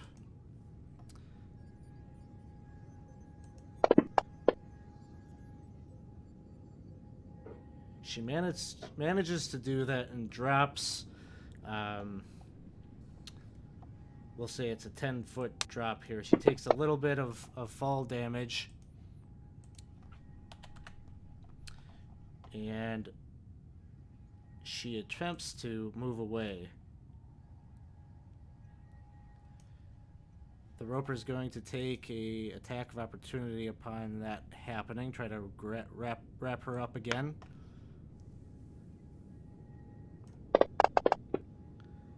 Oops. Sorry. Gotta Ignore pull me. those effects off of her.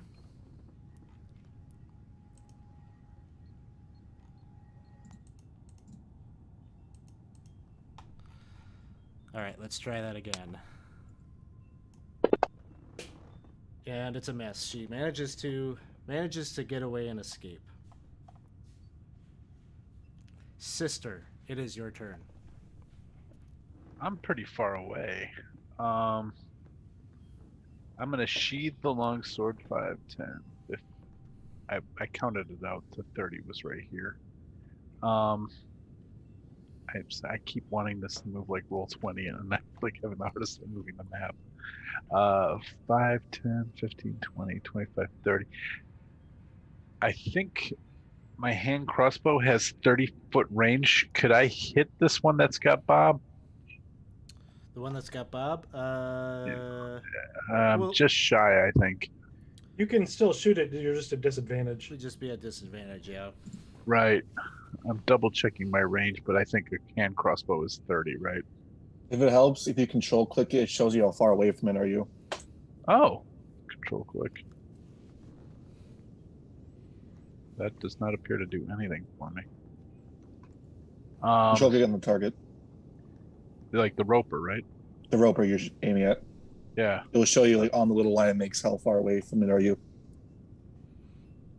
I like hit the button control and then click on the roper. Oh, there Yes. it goes. Now it goes. Okay. It gave me a really pretty arrow and doesn't tell me the number.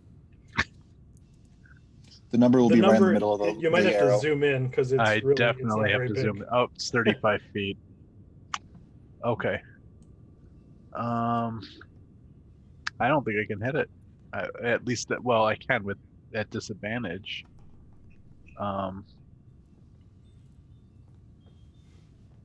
Yeah. All right. I'm gonna just take 2 shots at the roper here near Butterbrickle. And I'll try moving forward on my next turn. So Okay. Just so you know, I don't think you're targeting that one. You're targeting the one by Bob currently. yeah, I messed that up. How do I get rid of that targeting? Oh, Just okay. control click it again. Okay. We're not. So right now you're targeting both of them. Okay. I don't know how to untarget. Just Just control the click same way you second, marked it originally. Okay. And then this one doesn't show me an arrow though. When I hit control and click on it, I have to like keep clicking until I get one. You're still targeting the one by Bob also. No, you're not. Okay. Now you got No, it. this is the. Is this? Am I targeting the correct? Because I am seeing nothing on my screen at Yeah. all. Now you're not targeting. Now you're not targeting anything. Okay. I want to target roper 1. I There think you it's go. You just got a it. little laggy. Oh, it's gone now. I'm just gonna drop it on there. Sure. That's It cool. will eventually be worth it. That works. If it weren't so laggy. Yeah. Yep. So that's a hit. All right. And the second one, or should I roll the damage first? Yeah. Roll the damage for your first hit. Okay. And so strike at it with the crossbow. That's a miss. Okay. So just 1 shot of the crossbow, but that's not my main target. I'll move forward towards the one that's got Bob on my next turn. That's it. We are back to the top. Jarl, it is your turn. Well, I'm gonna pull out my polymorph sword, fire it up, and I'm gonna try to change this roper into something else.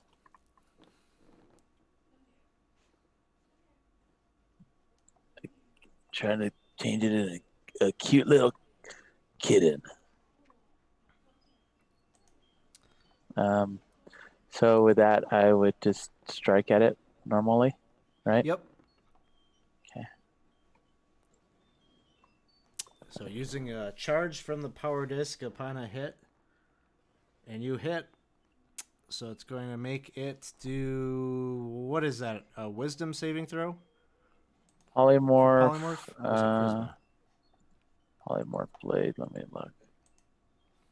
Wisdom DC 15. Would you like me? I should have clicked it, right? I can hit it. Right. It does make the save. No. Do I still get to put damage on it, right? Or no? Still get to do. Yep. Still get to do the damage. Okay.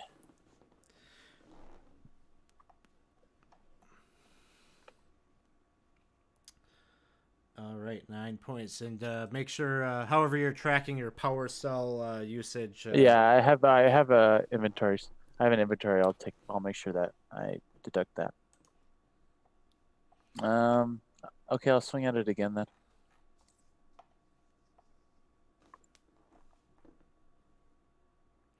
$23 hits.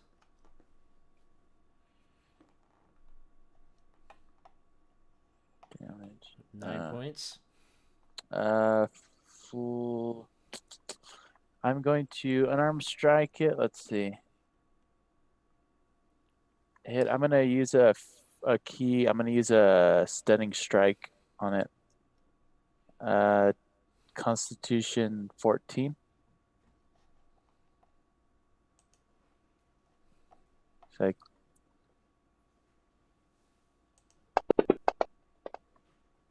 It makes a saving throw with a 23. that. All right. 7 damage. All right, that one, you can see it. It's kind of taking a few wounds here, but it's still got Bob wrapped up here. Okay. As we turn to scenario. I'm going to use Vicious Mockery on it. So it succeeds. So no damage. I will use my bonus action to give Bob Bardic Inspiration. So you have a D8 you can spend. Okay. Bob, it is your turn. Okay. So do I have to break the grapple before I attack, or can I just accept the grapple? And... You could accept it. You'd be at disadvantage, but okay. You're still able to attack. So if I try to break the grapple, that uses my whole action then? Yeah. Yeah. By default, okay. Yes. Okay. Yeah, I think he's just gonna attack it. So, how do I roll at disadvantage here? You actually don't have to worry about it. The effects are already applied to you. Okay. So just do what you normally will do, and it'll factor that in. Okay. So a 19 will miss. Oh wow. Okay. It's armor. You do have Bardic Inspiration. Yeah, I can use the Bardic Inspiration, right? Yep, and that you can roll it, but that's all you need. You just needed one to cross the threshold, so you could do some damage there. And then I think I'm gonna go ahead and ramp it up with a Divine Smite just to finish it off here. Yeah. Oh yeah. So I believe I pull it from here, right? And then I roll. Yes. Yep. You got the effect applied. I didn't put it on the guy. Put it on the roper. Oh, you put it on the roper, not yourself. That's what happened. Yeah. So. Oh, I have it set to the wrong thing here. Do you want to just throw a 3d8 into the chat, and I can adjust. Okay.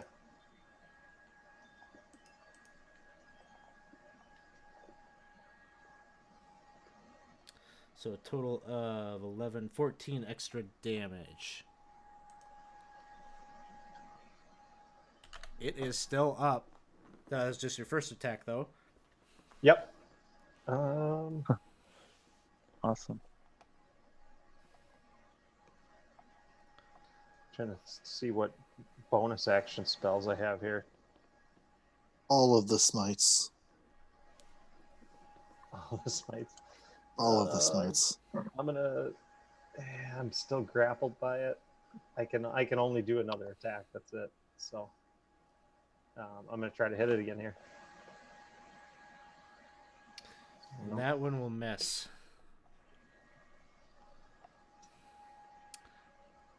Next up, Selvin. Hey, I can do something now. Is it still dark? It is dark out where you are, but there is light inside the club. Okay, I will put the torch down and pull out the flail and run right here with my movement. And are these things attached to the ceiling? Yes, they have dropped down, like ceiling panels fell down. They came out of the cavity up above. All right. With my bonus action, I'll cast Thunderous Smite upon myself. And I will take 2 strikes at Roper number 1 because that's all I can reach right now.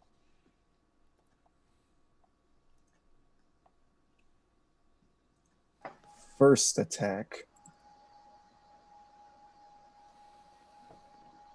Drat. Second attack.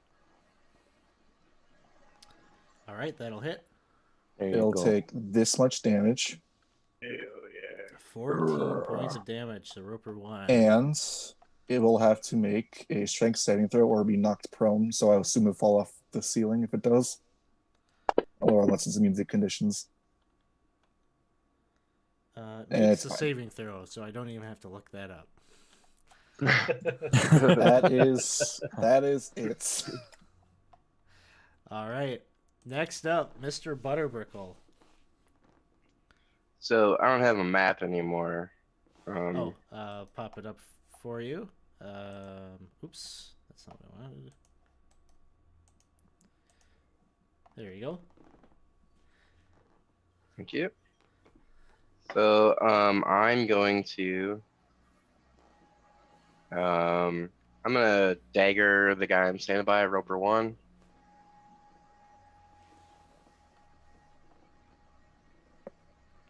Aw. I'm gonna do it again. All right, bonus action with the offhand. That one also misses.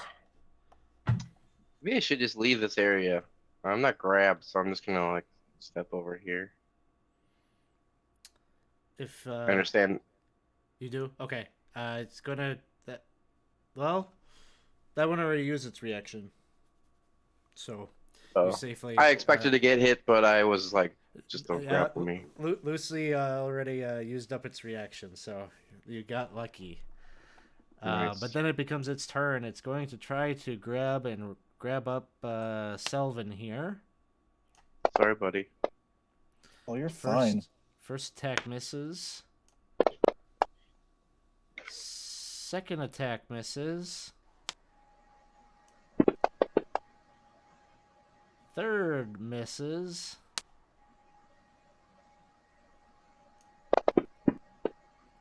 And the fourth just is you're elusive as it's trying to wrap you up. You're able to escape its reach each time. The other one, though, has Bob wrapped up.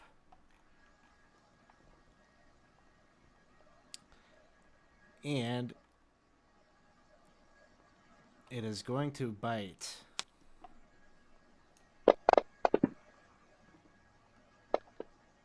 And it gets a 26 to hit. I'll use my reaction to rebuke the violence. All right. As it bites into Bob, you can see he goes unconscious from the pain that he just suffered, but you're going to rebuke the violence, which is... Did he do the saving throw for half? Yep, saving throw or half. Okay. It'll take that 24 damage right back at itself. So at the point of impact, when it bites into the flesh of Bob, you just see kind of this radiant light kind of like sparks, almost like a flash bomb kind of thing, and the roper just detaches from the ceiling and slumps down, and hits the ground prone, unmoving.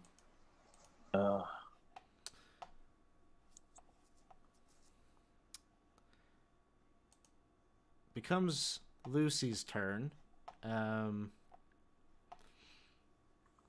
Lucy dashes forward 5, 10, 15, 20. Gets right over here by Bob. Bob, do you have a healing potion by chance on you? I don't think I do. Let me check. I do.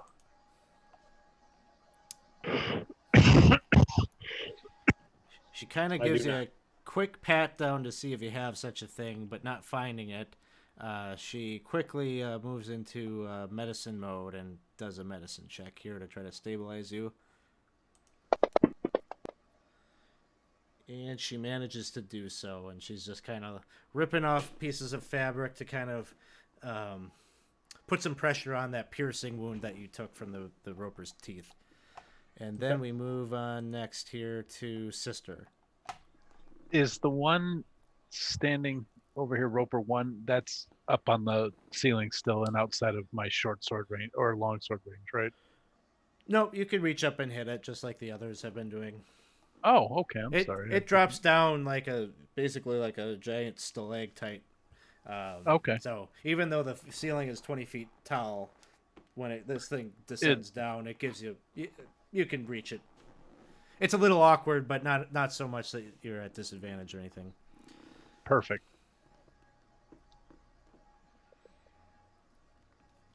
All right. 27 will hit. All right, and I'll Deal take 9 my points. second attack on him. Oh. That one will miss. Yeah. Why not? I'm gonna action surge. So that should give me 2 more attacks.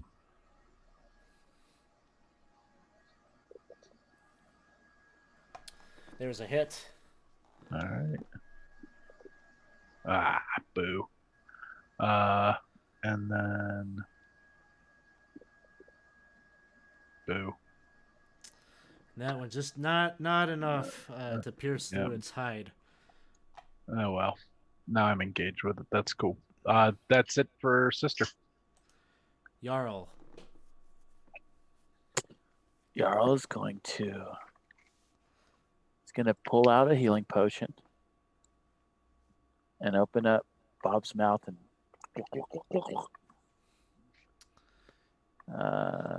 2d4 plus.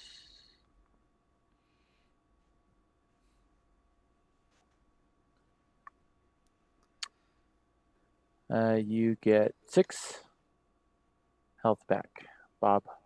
Okay.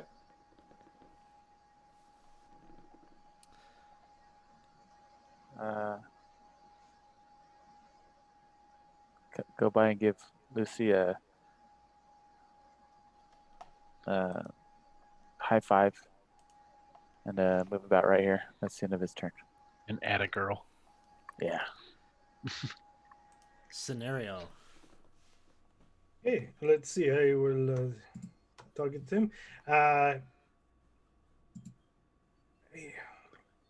go ahead and vicious mockery again. That one cuts deep. Rope this. 5 points. And Rope this.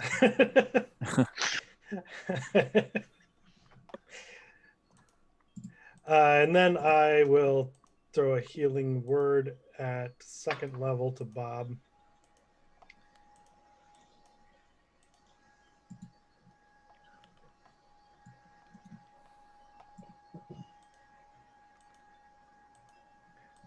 Sorry, Jarl, I had said that I was going to get him, but I realized my microphone was turned off. Oh. So No biggie. It was worth it to see our friend get back up. Well, that will bring us then to Bob, who is just waking up where he lies prone on the floor, but no longer roped out. So, what would you like to do? Yeah, as you see, the white scales kind of shimmer to black as what the fuck is Bob doing? It's pissing me off. As he'll run over to the Victor rope. has arrived. What the fuck is going on here? He kick this some little bitch's ass. As he'll swing. For some reason, he goes.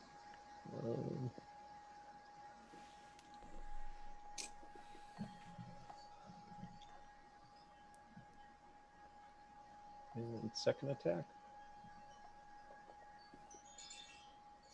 That one will hit.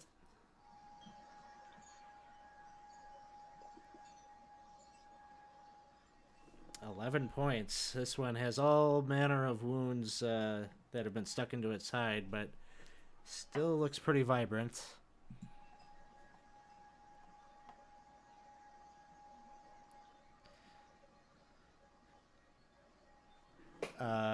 And then we turn to Selvin. I will continue spinning my flail until it doesn't spin on something until it's dead. I'll hit it again. All right, first attack.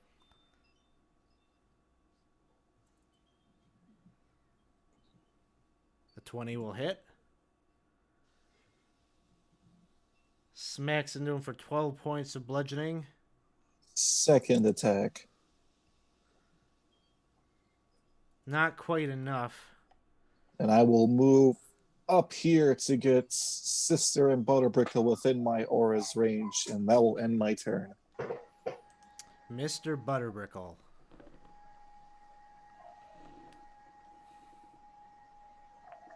Oh, sorry, I'm muted.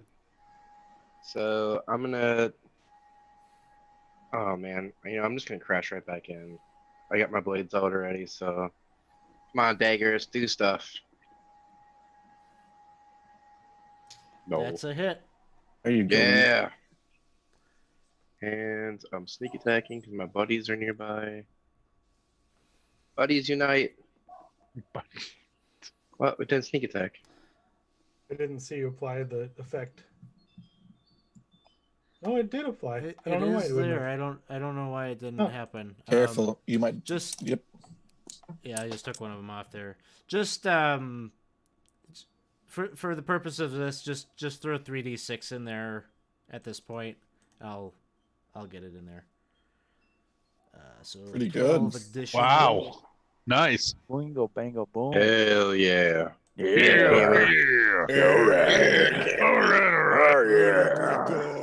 Your face like a mask. Oh, I hear Chiquito. Oh yeah. I still have another attack. Run my offhand.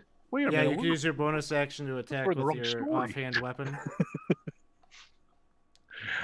No. We're supposed to. And that won't be quite enough there. Anything else, Mr. Butterbrickle? Nope. It becomes the roper's turn, and its tendrils are like a curtain all around it. It's starting to lash out kind of sporadically around it, starting first with Sister. Oh. Oh no. But an 18 hits. It has Just you grappled and restrained. I'm gonna cutting words that. Okay. So I'm gonna reduce that attack by 3 to Doesn't 15. matter. Because 18 is what he needed to hit, so. But I'm reducing 15? from an 18 to He's a a 15. bard. Right. No, I mean, it matters, but any roll would have cut Yeah. the hit. Yeah. Gotcha. 1 second, I gotta undo some pieces here. Thank you. I was waiting to use that on somebody. The next, Bob the got next- hit by a 26. I didn't think I could negate that one. Yeah, I had Sentinel ready on the last one, ready to, but nobody got hit. Hey, if he hits someone here, Yeah. it's I'm all ready. you. So Well, the next just tendril is Butterbrickle, swinging actually. down to grab Butterbrickle. And that one is a 25 to hit. Oh, Okay, no. 1 second, please. I need to remember what I can do here. No, I can just hit him That because he does hit him. trigger, yeah. Yeah, I can hit him because he hit him. That's Hit him. all. Yeah. Just because he attacked him, if he missed him. I he could do hit it. because he hit. Hit him. Therefore, Well, I will hit him. I'm working on it. and in conclusion, It could matter.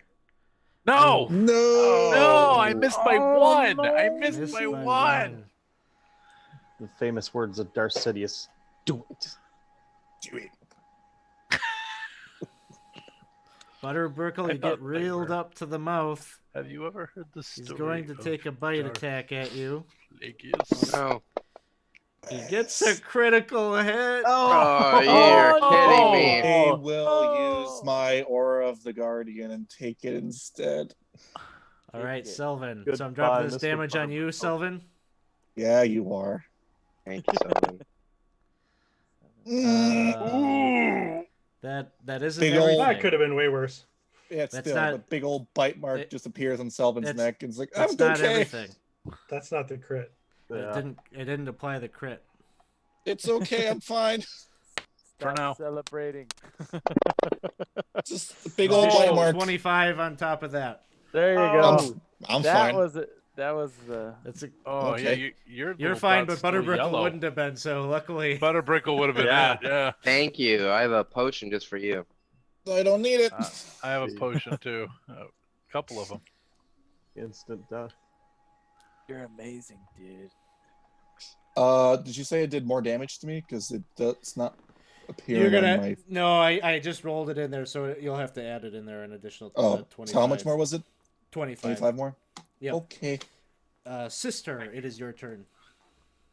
All right, regular. Oh, sorry, rolled the wrong thing. That'll hit. Oh yeah. Yes, And that is enough to render it unconscious. Sweet fightery goodness. So, you are out of initiative at this point. Selvin, do you need a potion? I got a potion, Selvin. It's fine. I appreciate it, but I don't need it. I got magic hands, remember? And I'll just drop 30 points immediately on myself. Did William teach you magic hands? No, he didn't. He really didn't. He kind of. I don't know what he did. It's just. Something William William magic hands? does with magic hands is not okay, and I don't want to see it. All right, moving over here. I'm sorry. I'm sorry, Chatlock.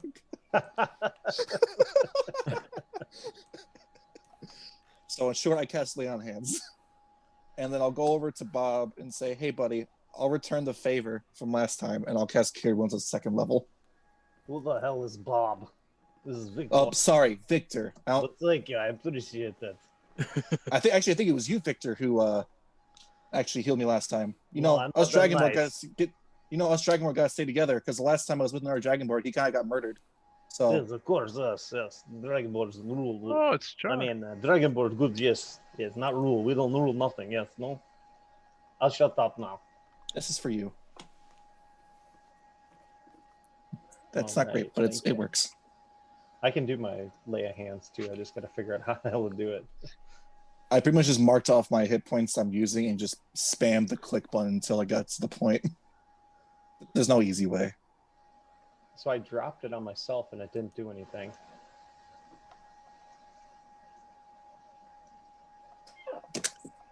No, there you go. It's you for 5.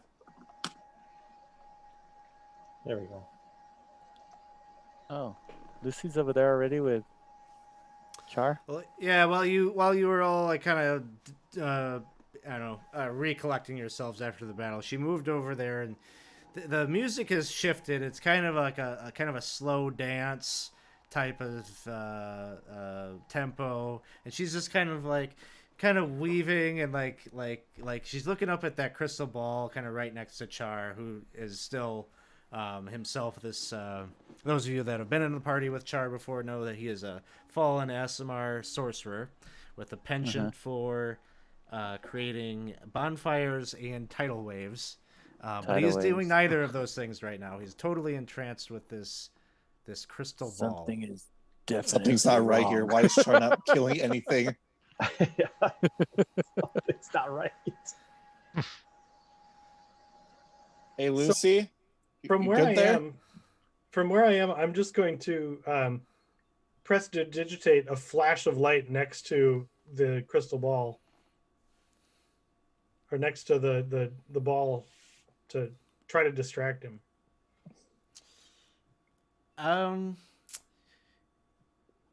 So you try to create this like kind of secondary light like nearby, and you see his eyes kind of drift to that too, and then back to the crystal ball, and he's just kind of drooling a little bit.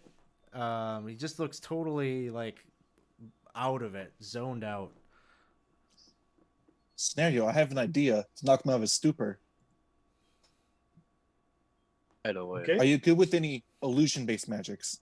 No. Okay. Go for plan I B have then. one idea though.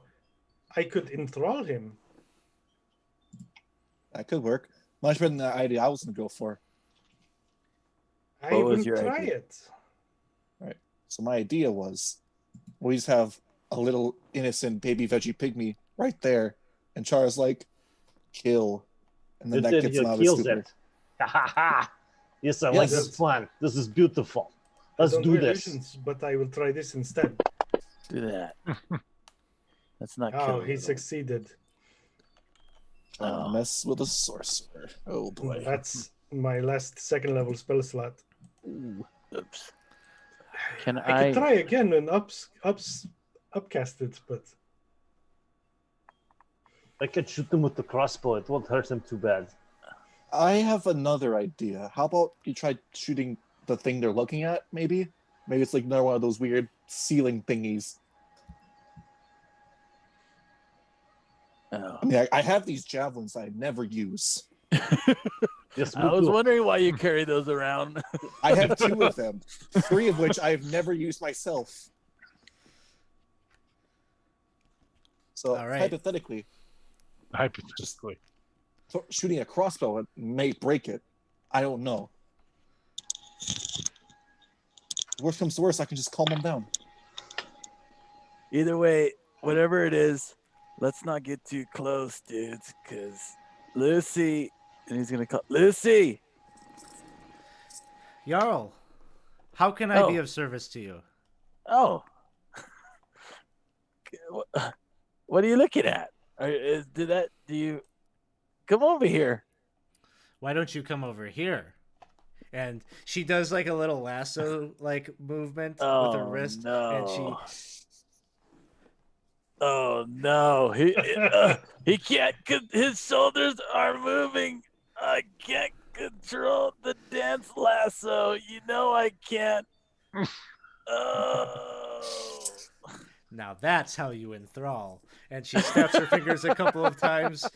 The music changes, and it's like kind of boogie It was a music, and she's teenage getting down with wedding, it. and the old folks wished him well. Dude, and then y'all's going like that. Whoa. you're right. She's I can't compete mimicking with what that. you're doing.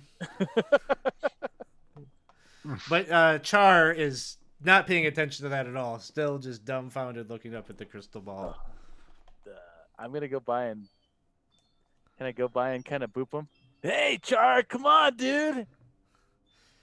And Booty yeah, bump. you kind of do that, and his eyes kind of drift over by you, and again you just see he's just like a bit of saliva just kind of drops down to the ground, Oh. and it looks like you almost get a sense that there's something of him in there, like he's trying to mouth something to you, but it's just Oh. I have another idea. Oh, come on, Lucy. And now he's gonna go ahead and do a He's not gonna do a lasso. He's gonna do a fish. He's gonna cast the line. oh, so she's kind of hops a few times Yeah. as you. Come on, come on, get over here. I'm gonna cast sending on Char. Okay. So I'm gonna send him a telepathic message. And I'm going to and he can respond to it. So I will say, Char, if you are conscious and you can hear this, tell me, is there some way we can help you? Are you trapped? Is something mesmerizing you? He says, yes, I came down here with a number of the others, and we encountered this really strange, He only weird has thing. 25 words to respond. He's only got 20. He tells you, water, splash me with water, is what he says. I will just pull out my water skin and like squeeze it at him and spray it. It doesn't really seem to have much of the effect that he was hoping. He kind of winces a little bit. Well, it was fun. I don't think it worked. I have a frost breath. Technically, it's water, but in frozen form. I think he wants an idea. I think he said yes. You should hit him with it. Sorry, Char, this may hurt a little bit. You throw this frost breath at him, and you see like tears welling up in his eyes from the pain that's registering, but it doesn't seem to wake him up or have an effect in that regard. Forget. I can just grab him. He's physically weaker than me. I'm not putting it lightly, but he's pretty much is. It's fine. Just don't look up. Sure. I'll grab him by his collar and start dragging him. Okay. You start, his heels kind of drag along the floor. He's only barely, he seems like has the strength to keep himself standing up. But you're able to kind of move him wherever you need to. So the water didn't work. Do we need more water? It's worth a try. I have a dog. And I'll whistle over to my dog. Okay. Hey, Serene. Dog comes running. Char looks like he needs a little companionship. Give him a good old licking on the face. Saliva is dispersed. Happy puppy licks. Enjoy is not enough to break whatever is happening here with Char. Does anyone have a barrel or a bucket? At this point, I'm going to say this would be maybe a good place for us to take a little break. You have succeeded in finding Char. There is something going on with him, but maybe with time he'll get better. So I mean, we're in a bar. There's going to be liquid somewhere. So we're going to take here a quick break to refresh some beverages, take a bio break and whatnot, and we will be back here in just a few minutes. Thanks, everyone who is coming out to hang out with us tonight. So Friday night D&D as we were playing Expedition into the Barrier Peaks. So we'll be right back. All right. Welcome back, everyone. We are continuing forward with our Expedition to the Barrier Peaks session here tonight. Our heroes are kind of trying to track down right now some missing comrades, some of their adventuring party that didn't show up for breakfast this morning. Thus far, they have successfully found Char. Seemed to be stunned or something was going on with him. But the characters did befriend a number of coatls just earlier here, and so they are going to be able to safeguard him and protect him from harm. And in the interim here, they're going to see what they can do about maybe restoring his mental state. But as you can all, if you would like, take the benefits of a short rest here. If you would like, as you are licking your wounds and trying to figure out what to do next.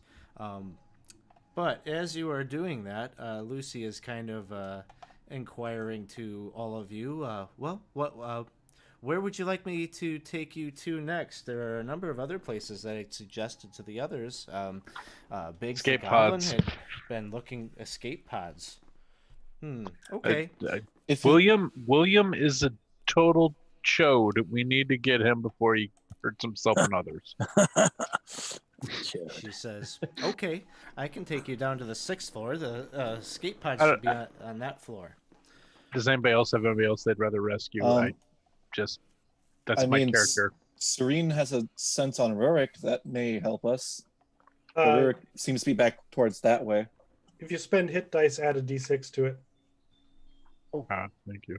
from Song of Rest. There we go. Lovely one.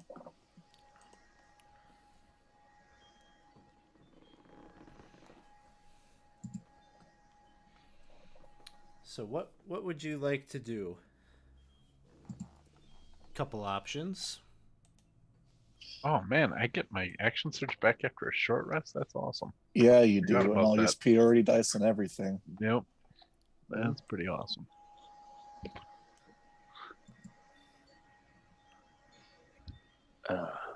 Well, if we're near Rurik, let's go find Rurik. Well, I necessarily don't know if we're near Rurik. I mean, I can ask Serene if the scent is near or far, if that's any help. Sure.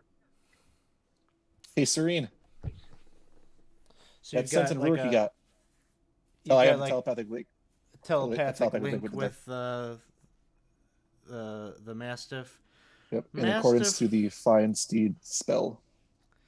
Mastiff tells you, thinks it's sort of distant, kind of faint, but did with the perception check from earlier pick up a trace, a lead. So, how far away is the escape pods from here, Lucy?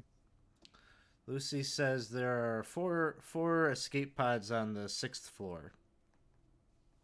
Hmm. And we're currently on the 3rd. Is that right? 3rd floor. Yeah. And what would be the quickest way for us to get to the 6th floor from here?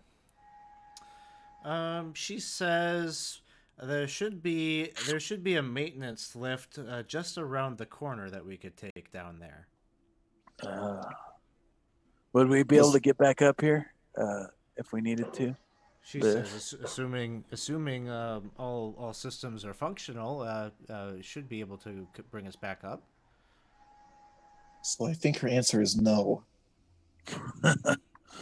No, she said we could if systems are functional.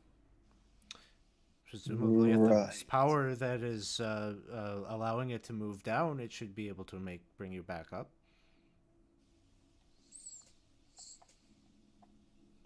And when she was saying for the maintenance lift, was it to the left of us or right of us from the club?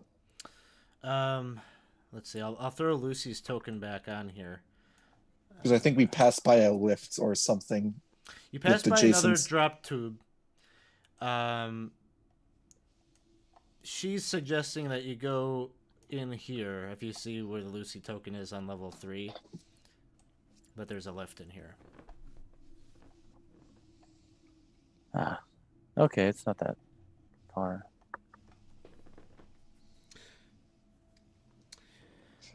Just as a point of interest, if you did go over here to check out this drop tube, what you'll realize is the gravity is not working. It is open. You could drop down there. That could be a way, but you probably have to. You'd have to rig up something to allow you to go down there, or use some spells or something to safely send you down.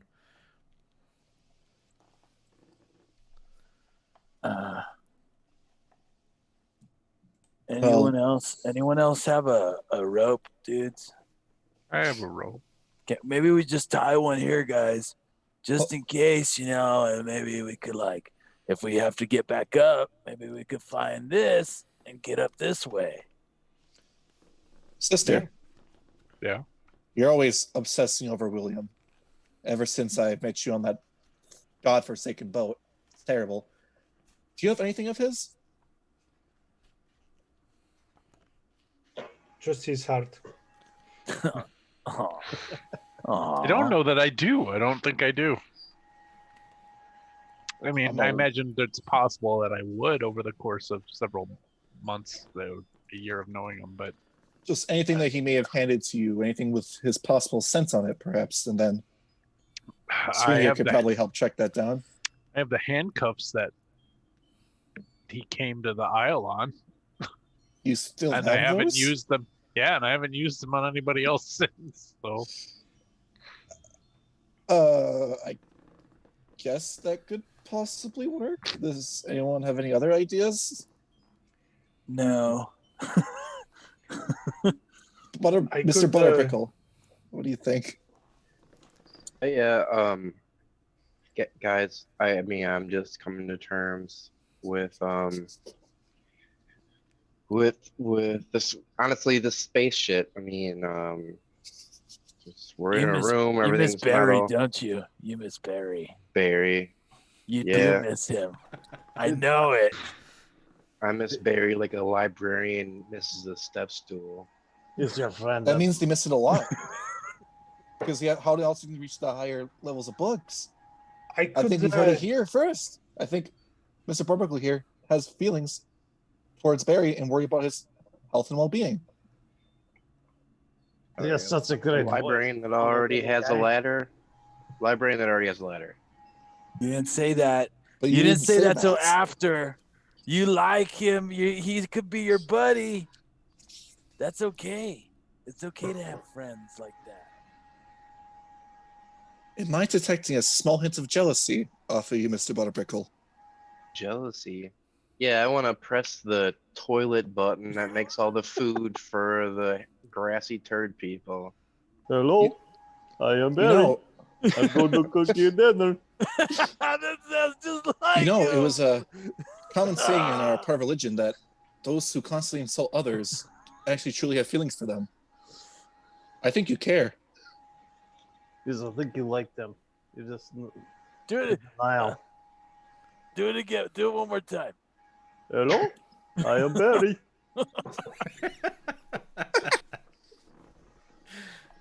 I cook you dinner. Sorry to interrupt. Sammy, what were you saying?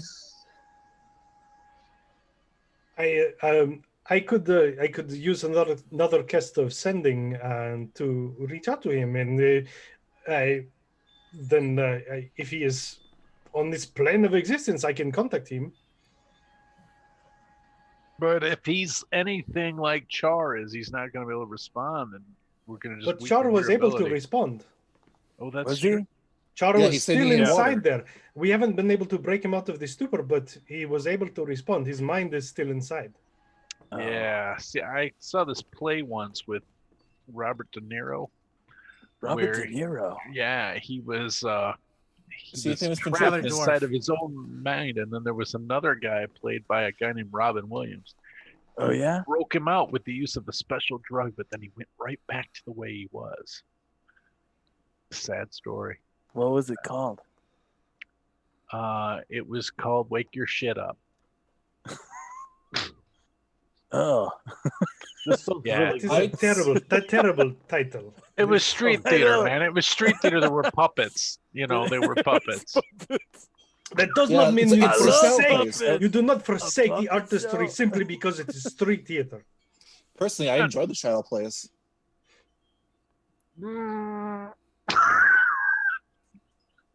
I didn't see the one that you're referring to, but I've seen one where a kid was trapped at his home and 2 burglars broke in. It was pretty funny. Really? So how about those handcuffs? Right, I have those. All right, I'll hand those over. Lucy is just like, I regret to inform you, we do not have any of these plays currently showing in our theater. So you got the handcuffs, and the dog is going to try to pick up the scent of William. Go ahead and have the dog do the perception check. Scenario, were you just proposing what you had suggested, or did you want to try to do that? I have not done it yet. Okay. I think, out of character, we should probably maybe save that in case we don't get a lead on this. That's what I think. But since this relies on smell, it's at advantage with a +3. Come on, doggy. Why wait? There's nobody else to save. It's William and Rick and who else? Rick, Barry, and Biggs. Biggs. Biggs. Is that one? Biggs. Oh, Tip. we gotta save Biggs. So 22. Yeah. 22, the dog goes to the drop tube and is kind of like sniffing down there. I think we have ourselves a lead. What level does this one go to, Luz? Lucy says that the drop tube goes to all levels of the ship. Oh. When you say drop, does it mean like a full-on drop? Yes. There is no. Remember, there's no gravity in this one, so this is just an opening that would lead you down. But Quickly. when you say there is no gravity, do you mean that I mean, like the other two? There is gravity. It's not functioning, right? There is nothing to prevent us from just falling. Right. So this is merely a chasm that leads down, and you can't see the bottom. There's an abundance of gravity. Too much for comfort. Lucy, Lucy, do you understand the concept of the measurement of feet? You got that? She says, I've been paying attention to the way that you all talk. I think I've got a pretty rough idea of your measuring system. All right. So I think you said we're on the 3rd level, and we need to get to the 6th level. If I have a 50-foot rope, will that make it down there? She says, and she points over the overlook, and she says, "You see that down there? I calculate that that's maybe 120 feet, and that would be considered the 4th floor." Oh boy. Wow, that's big. She says, "My best advice is for us to take the maintenance lift." Yeah, you said that earlier, and we completely ignored you, and we're sorry about that. No, I was listening. We were just weighing our options. She says, "Your comfort and your enjoyment is the top priority of our staff here at the Ark, and so whichever mode of transportation you'd like to take to the 6th floor, I'd happy to accommodate." I want the one with less death. The lift it Hey, is then. Should we take the lift, folks? Yeah. Yes, I think so. This is a good idea. I could get myself down this way safely, but I don't think I could take anyone else. No, I don't think we So should the lift split is up. perhaps the best way. All right, let's do that. Gonna remake the dog backpack. Yeah. I mean, you really wouldn't have to. Basically, the lift, you get to this. It's basically like kind of like this wire metal mesh, a platform about 20 feet by 20 feet, and there's like a little kind of altar that kind of rises up from it with a big button, a couple of buttons on it that seem to resemble arrows. She just goes over and clicks and holds the button that leads down, and the whole platform with you all on it begins to kind of it kind of drops a few feet, kind of jankily, and it feels a little unnerving to you all. I think maybe you're all expecting something bad to happen here as it slowly descends, the machinery kind of humming and hissing. But it does safely deliver you down the entire length. So one thing I want to make note of, just because it might be interesting to you later in future sessions, is there seems to be a 5th floor that you kind of skip over, and the ceiling, as you're passing through, you kind of are able to look out, and again, it's another like in-between deck that is machinery and like the air ducts and all the electrical wiring, all the ugliness that is kind of just kind of hidden away there in between the 5th and 4th floor. You see that as you pass down.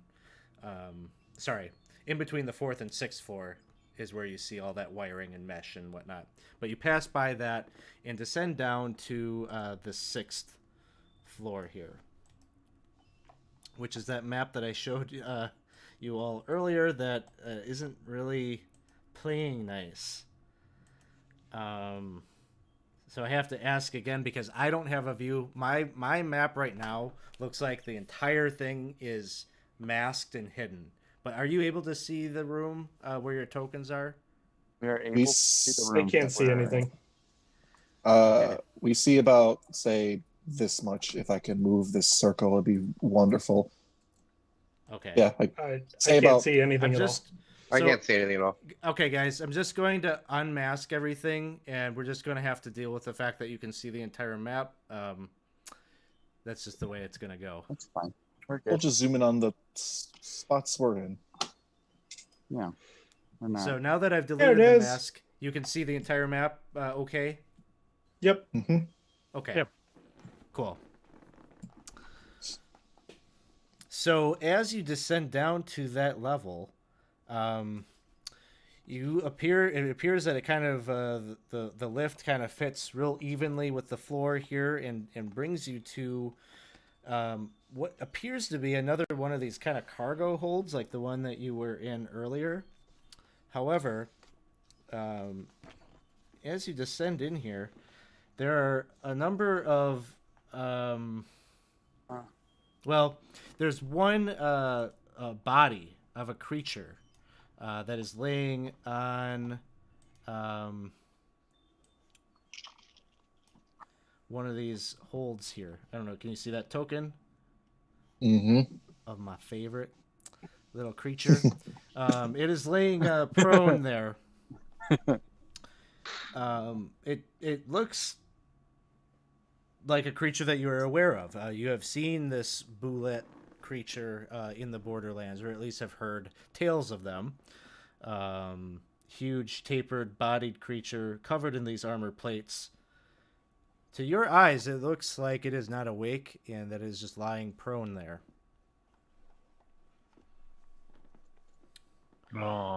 Bullets in space. Still just have a gray screen. I I don't know feel if like I'm logged in, if I'm zoomed in too much or what. You might not be centered on it. Can you scroll around on the map? Because they do seem there's gray around it. So you might just be not centered on it. I don't If you know. scroll downward, Otherwise, I just closed it out and then reopened it again in maps, and that helped. Okay. Yeah, the map you're looking for is Barrier Peaks level 6. Oh, there it is. And Selvin, you're still relying on the scent of your dog. It seems to be kind of pulling you towards that northern door there. Where did Lucy go? Lucy, but your dog is trying to pull you to that northern door, and you see Lucy seems to be moving in this direction, where there seems to be kind of like a shuttered door about. It's like an overhead sliding door that would come down. It's got one of those little consoles to the right, just like some of the other keycard doors that you've seen.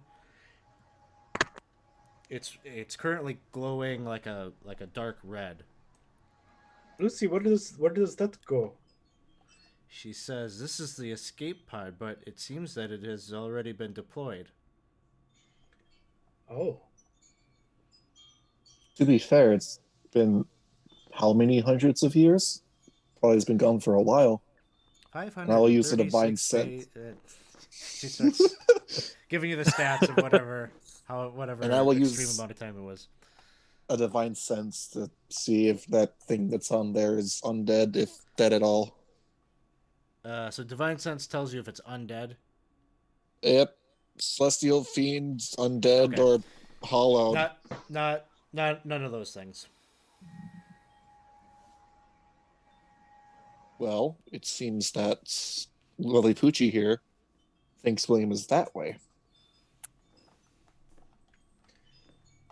well, good job, Lucy. You took us to the escape pod, which is what we asked you to do. But it sounds like he did not go this way.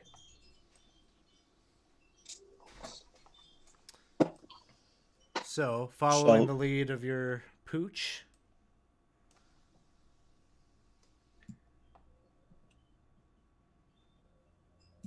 Or is there other things you would like to do? You do see that there are doors on either side to the east and west.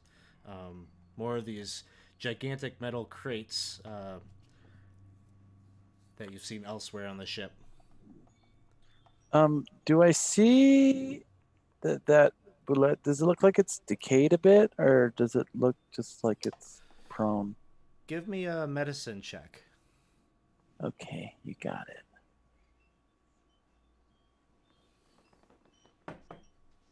Medicine.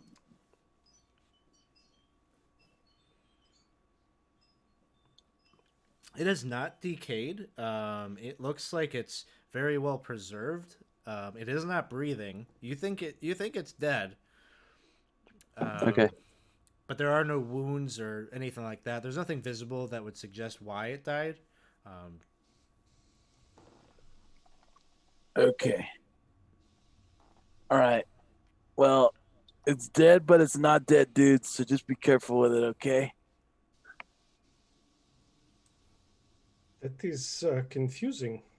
I know. I really. It's as best I could do, dude. I'm sorry. Could it be like some sort of It was like magical way of the killing it? maybe it was like Like it had a I don't heart know. attack, or Yeah, but it's when I used to have a kitty, and I say kitty because I used to have a little kitten, and it choked, and unfortunately, a sad story, it died, and I didn't know what to do. Came back a week later, and it looked different. This doesn't look different. could it have been that it was killed recently?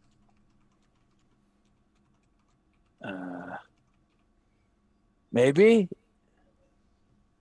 I mean, I'm familiar that some magics out there necessarily don't leave external wounds, but maybe internal. Ah. I mean, that's Yeah. kind of out of my purview. I don't really like to leave wounds, but mine are mainly external. Right.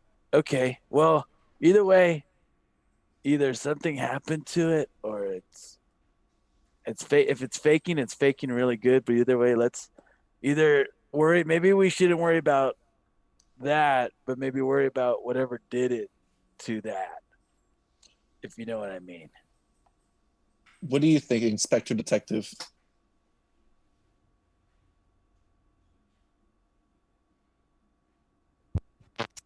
Me muted. I feel like we have probably a whole lot of bullshit options, and we should just try to move forward with what we know, which is that your dog can smell William. So now that we're on the right floor, let's try to do that. I don't know. So- That's my thought. I So know there were a conti- bunch of other options there, but Continuing to that's follow the option William would do because he's a cop.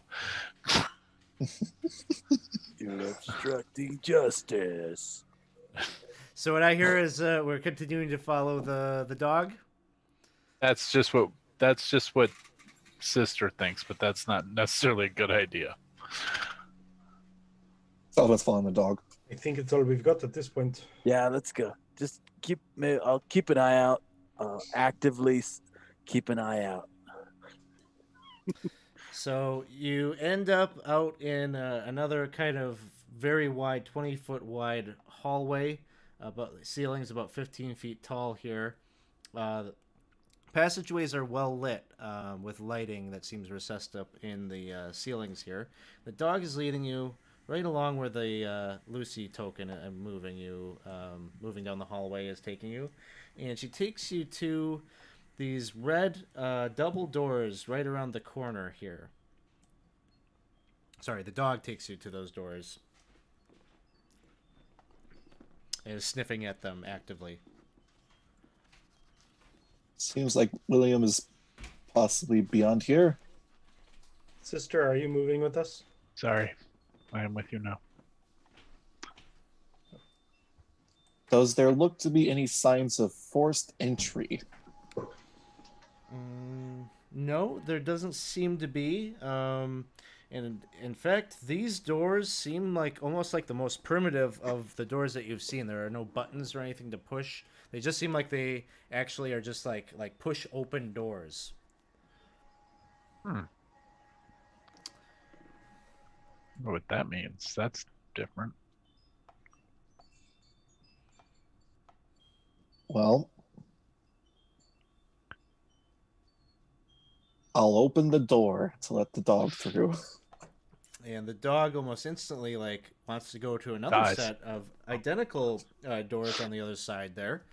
And what you see as you push the doors open is a room with tattered and mildewed carpeting.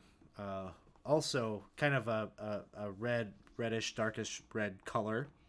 At the south end of the room, it seems to be a broad, high bench, like a tavern bar, sort of similar to the look of the bar that you were previously in. But behind this one, instead of glass receptacles of liquid and things like that, it's a complex collection of cylinders, tubes, boxes, spouts, spigots, all arranged behind the bench. There's this one, almost like a tank that is sitting there with a couple of spigots underneath it, and there's kind of this bluish kind of sludge that's churning about in there. And then there's another contraption very nearby that has some kind of a very fluffy white kind of some kind of a food material that's inside of it. Is it the same kind of sludgy food as we've seen before? No, it's kind of blue. It's got a heavy blue dye in it. There's another one right next to it that has a heavy red dye in it. Ooh, it's blue raspberry slushy. There's a It looks like very coagulated blood. glass container right out front that has all sorts of little boxes with seems like different the unintelligible language. Lots of flashy colors, yellows, reds, blues, all with little cartoon pictures of people eating things and enjoying it and smiling. Lucy, where are we? She says, "This is a snack bar. This is the lobby. If you're going to take in a show, you should definitely have some concessions before we go into the theater." Well, let's all go to the lobby. Yeah. I would like some goobers, a hot dog, and a soda. Let's all go to the lobby. Let's all go to the lobby. Let's all go And to get the... ourselves a treat. Yep. Yeah, it was in my head.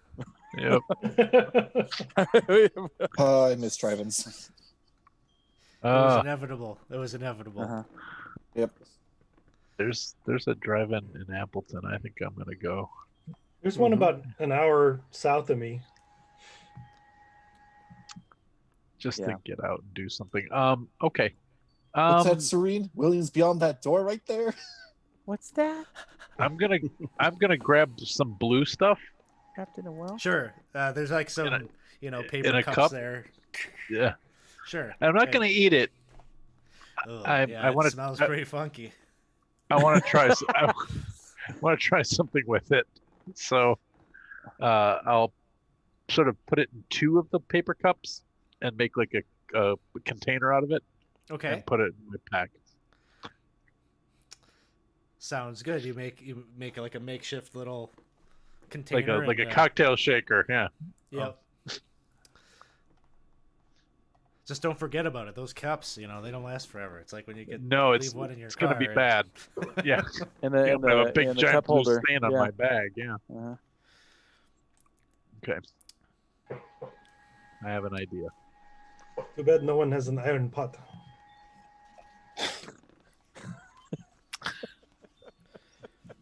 You can turn those into a lot of things. True. Yeah.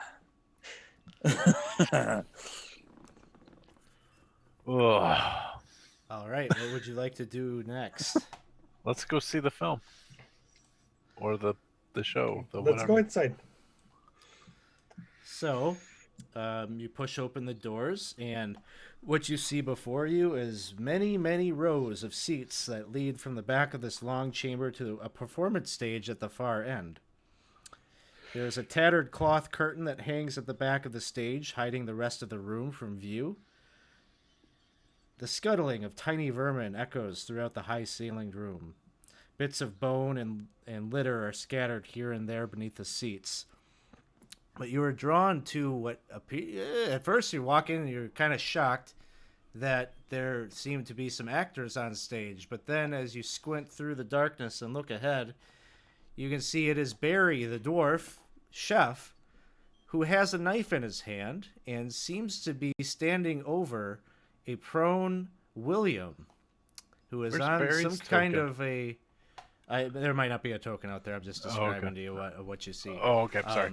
So, you see Barry. He's got this knife in hand, and he's standing over William, who's laying out on this table, and it looks like Barry is about to cut into his scalp. It's gonna scalp that beautiful blonde mane.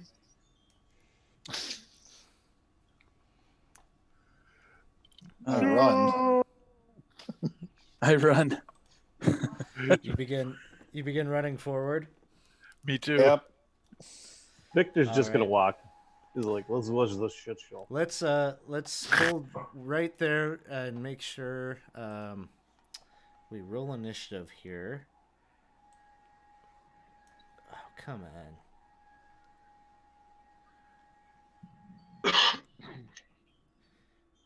Well, in theory, I have an encounter prepped in Fantasy Grounds. Let's see if it saved. The pin didn't save.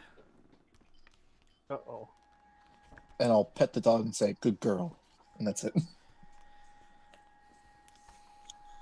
I'll just throw some tokens in here quick. That'll be faster. Can you see the William token out there? Yeah. Yes. Center Holy cow. stage. That's it, though. Oh, That's all I and see. there was a cheer or a subscription. Thank you for the subscription. Woo! All right. Nice.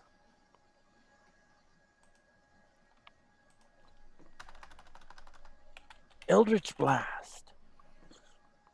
Eldritch Blast. Eldritch Blast. Eldritch blast.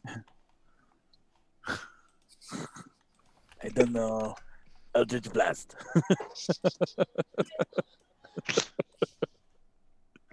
Oh, whatever. That'll work. Can you see a dwarf token out there? Yes. Yep. Yep. Okay. Oh no. Yeah, let's have you all. You just like you can maybe like line up like behind Lucy there. You've just entered in the room and like taken stock of this scene when initiative gets rolled. And all right, and Lucy is up first. So Selvin and Sister, I'm just gonna move you back. Okay.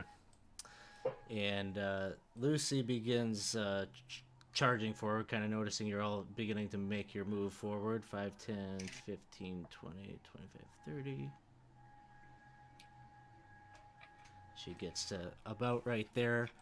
Mr. Butterbrickle, it is your turn. I'm very interested to see what you do. So I see this and I'm like, Barry, no! It's less scary and more like scolding a dog. But I don't wait for it. Can I shoot from here? No!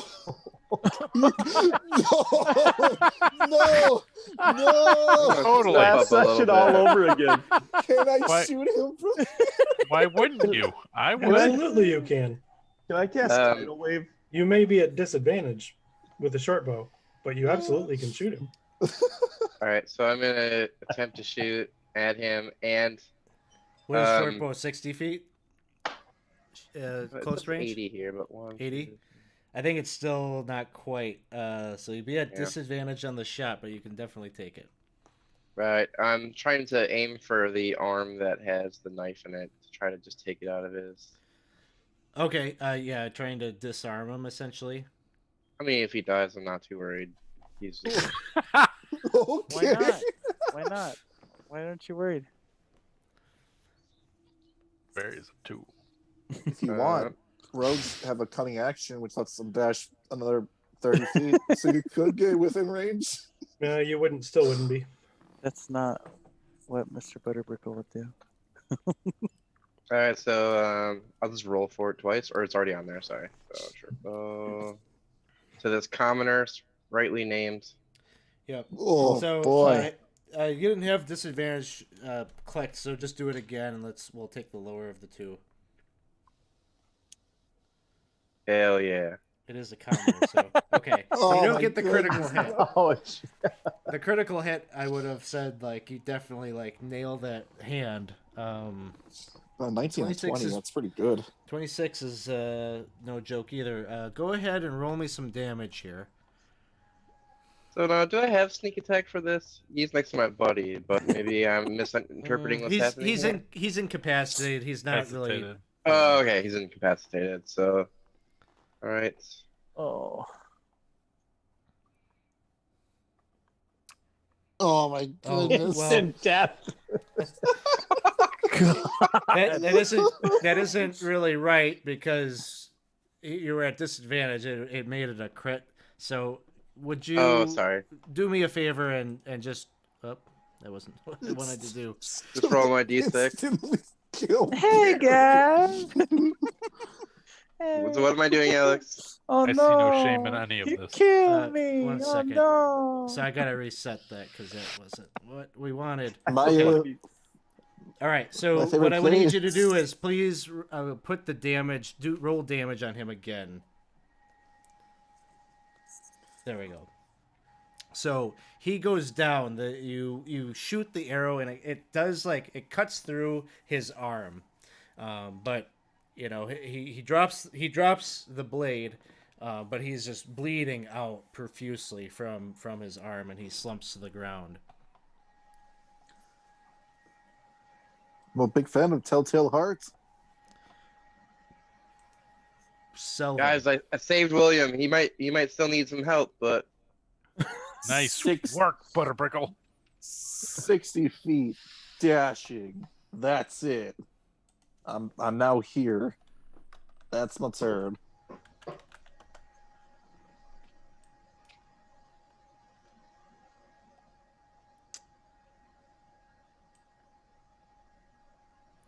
Come on.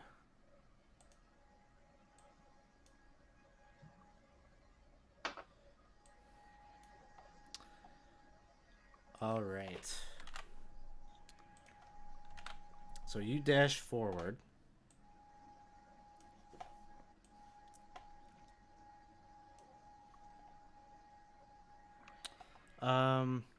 Bob, it is your turn.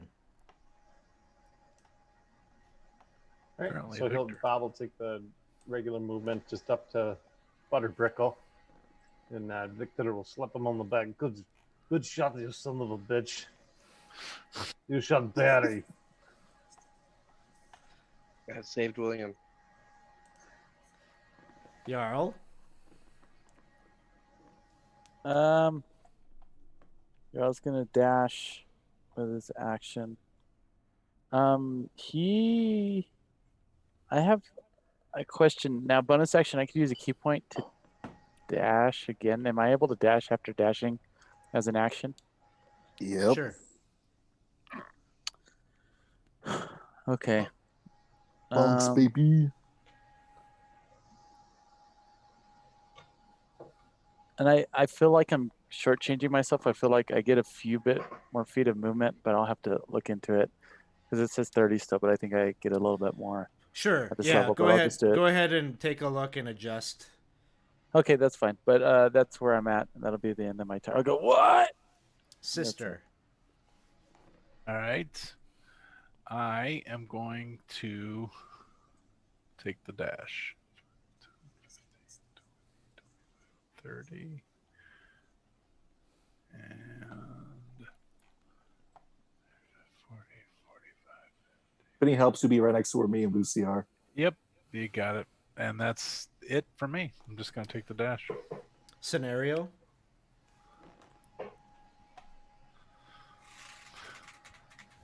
Huh? really? So You then maybe that muted was Ed. 5, Oh. 10. I will move up and I'll give a bardic inspiration to Jarl. He looks like he's going to get there first. I'm actually I just did. Yeah, I'm sorry. I'm right here. I get a 15. All right, let me see. Additional 15 feet. So you're out of range for my bardic inspiration. I'll dash and get up to here and then give you bardic inspiration. We're gonna give Barry saving throws here.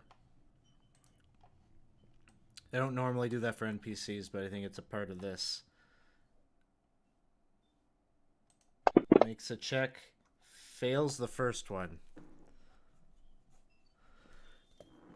Back to the top is Lucy.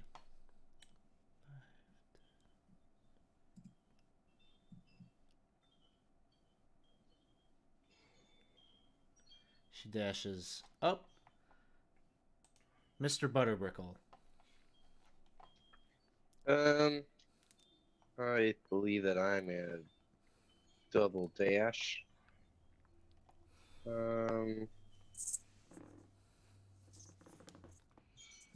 See, I move 30, so dash is just the same, just 30 twice. Yep, movement speed again.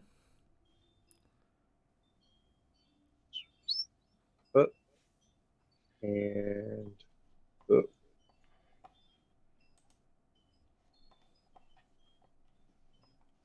I've been messaging Winston to let him know that his locks are in danger here. I fixed it. I took care of it. Yeah, you did. It's like William's locks have almost been shorn. Yeah, he would not have known that was happening. I didn't tell him about it. Because I already kind of got a blanket. You have the go ahead to do things like this from him. He just wrote back, haha, what the hell? Selvin, it is your turn. Keeping the same course of action, 60 feet, keeping in tow with Lucy. And then at the end of your turn, the curtain drops. Oh, wow. And on the other side, you see two figures that kind of look like this thing in this image here. Oh no. Oh, okay. Oh, this is awesome. What is It that is lovely thing? Time to go. Some kind of strange uniform, and in its hands, some kind of a Oh, blaster no. weapon.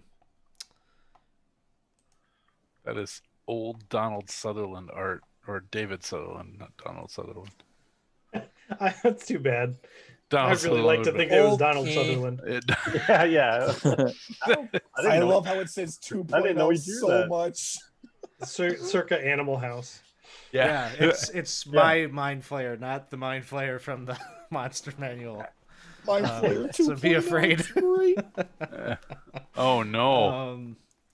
So this one points its weapon down there where Selvin and Lucy are, and takes a shot, and you feel like this wave of like energy kind of pass through you, and a saving throw, a wisdom saving throw gets launched out, both at Lucy, who makes it, and one then on Selvin. And you make it as well. And even though you have made the saving throw, so the worst of it you do not take, but on a success, you still have the effect of a slow spell for 1 minute. Is this a spell, perhaps? It is not a spell. It is the effect of that spell. So your speed is halved.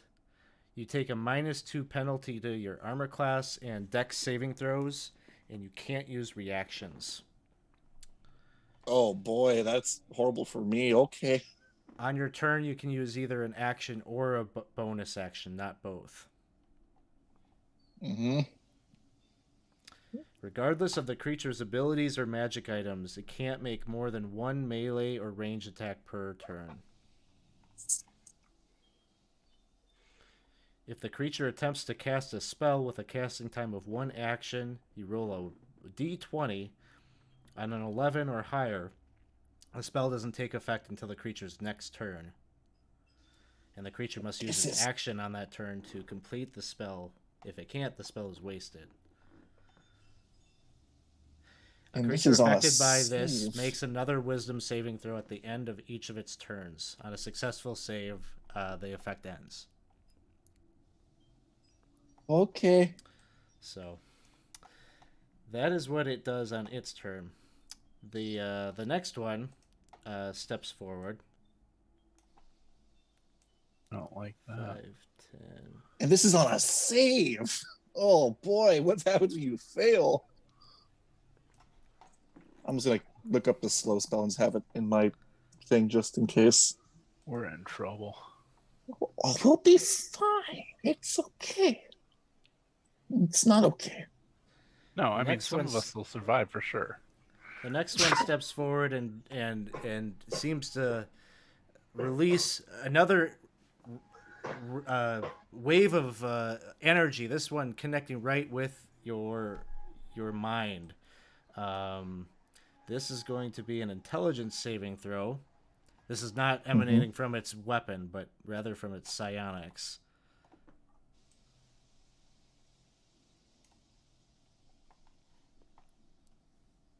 And you succeed the saving throw.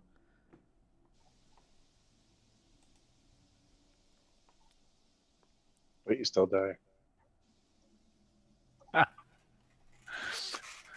So take that cold comfort with you. And a save on this is not half. It's just nothing happens. Okay. Lucy makes the saving throw as well. Bob, it is your turn. All right. Bob will move up 30 feet, and then he's going to cast Bless on Sin, and I think I can hit. Let me bring it up. So I just drop it on them, right? The healing Yep, just word. mark up who you want. So it'd go on Sin. Did that Bless. work correctly? Yep. Yep. And then on Sister. And then on myself. Go. Okay. And that's I believe that's all I can do. So Jarl. Okay. Jarl's going to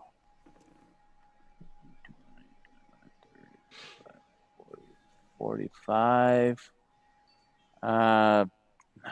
Bonus action here. Polymorph blade. All right. All right, polymorph blade. we didn't quite get that sound effect. Can you do that again? There we go. There you go. I am going to. I'll just hit it and see. We'll do it from there. Come on. Oh wait, I moved everything out of the way to do it. I'm sorry. I didn't get to target that. Okay, let me target him. Oh wait, I'm doing everything wrong. Here we go. Ooh. That's a Nice. hit. Using a charge off the power cell. Yes. 15 Constitution. DC. Yep. Polymorph Wisdom DC 15. Wisdom. Come on, you beautiful monk, you. What would you like to turn it into? Yes. Yes. Kitty cat.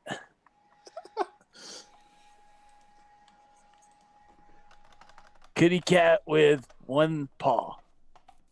Oh man. Oh my! No, That's God. This is dark. This cat's not going to survive Christmas. Don't kill it; it'll pop back. That's why. Kitty cat, one paw. Scurvy, is that you? I could get here. Oh, do I get an attack? Do I get an attack of opportunity from the kitty cat with one paw? You know what? You do. With no teeth. Let me look up statistics on cat. All right. While you're doing that, I'm going to polymorph it. It's a +0 to hit. And it crits! Oh, Look my at Alex so goodness. happy. What did the little kitty cat with You a... take a big. It doesn't matter. It doesn't. It's just 1 point. It's a flat 1 point. The crit doesn't matter. Ah! Little scratch on your heel as you move No, away. that was intense. It Just a wasn't cat slow scratch. motion intense. Yeah. Can you describe how the cat falls down when it lifts its only paw to scratch? Just gets on its hind Land on legs its and- chin. Yeah. Polymorph blade.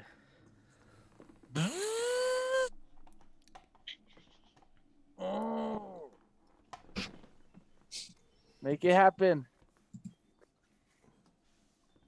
It's a hit. 15.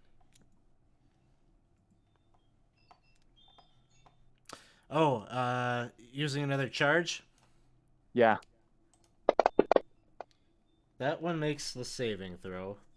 A 23. Oh no. Give him a little damage then.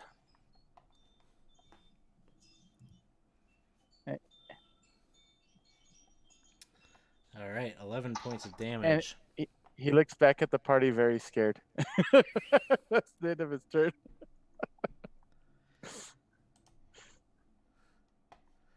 Let's see, sister. It is your turn. All right. Sorry, I was contemplating Christmas cats. All right. I think I am gonna take. I'm not very good at range, and I don't have a good range weapon, so I'm actually gonna just dash, and I think that puts me up with these guys again. And that'll actually be just my turn. That's that simple. What's Scenario. happening, sister? Let's look at some ranges on things.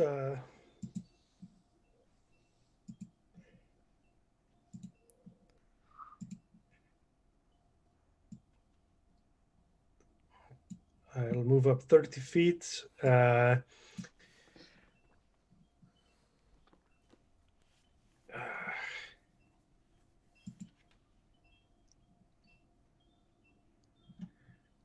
don't have much I can do here.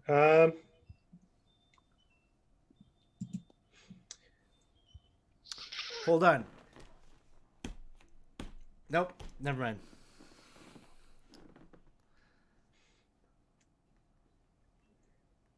I'm going to drop a hypnotic pattern behind that mind flayer. And so it doesn't hit anyone else, but it will hit him.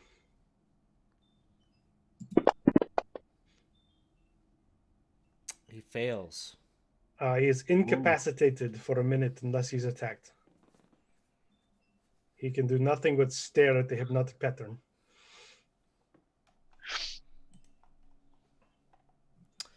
He's just kind of bugging out, very similar to how Char was in the other room.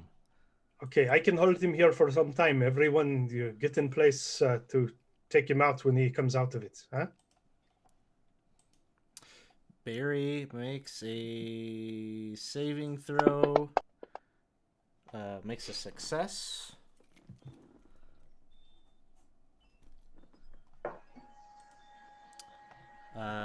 Lucy.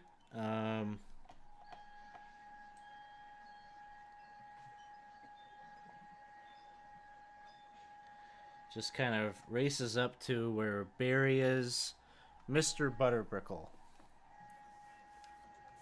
So I'm going to step up to where Selvin is with my movement. And I'm going to shoot Mind Flayer 2 with my short bow.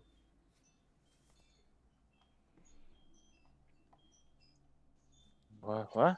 If you hit it, it's Scenario no. said What? Mr. Never mind.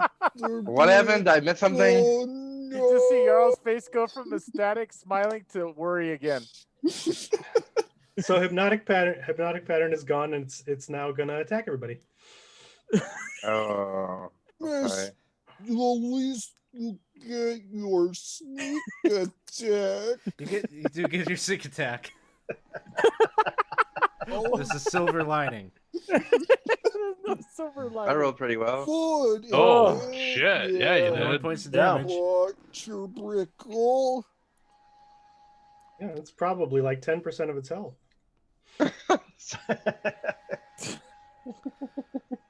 Next up, Selvin. Don't worry. I didn't want to shoot Jarl, Barry I'm again. Coming Well, to help just saying, you. you didn't. The job isn't done. Barry is still very much 5, alive. 10, 15 dash. I don't know about 5, very much. 10, 15. Hey, Jarl, how's it going? And that's all I can do because I'm slowed. I get my. What, do I get a save now? Is that what happens here? You do get a save. Okay. Wisdom save? Yep. It's very low DC. All right. I'm okay with these. I'm average at these. All right, you are no longer under the effects of that slow. You break that. Wow, that was really unfortunate. Yes. So this kitty cat here. It is not a cat that only has one paw. It's just a cat. It kind of moves away over here. 5. Hops off the landing here. 10, 15, 20. It's With one kinda paw? Yeah, it's able to do some impressive things. Just running on its nubs. Yep, just like This other mind flayer over here.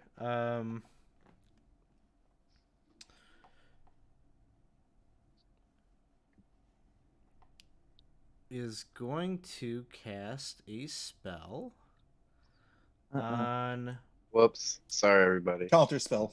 Mr. Butterbrickle. Are you counterspelling? Counter spell. You're casting counterspell? Counter spell. I'm going to need a roll on that one. Okay. I'll mark off my 3rd level spell slot for that. Boop. And this plus 3. Is enough 21. to counter it. Yes, thank you. I got you, buddy.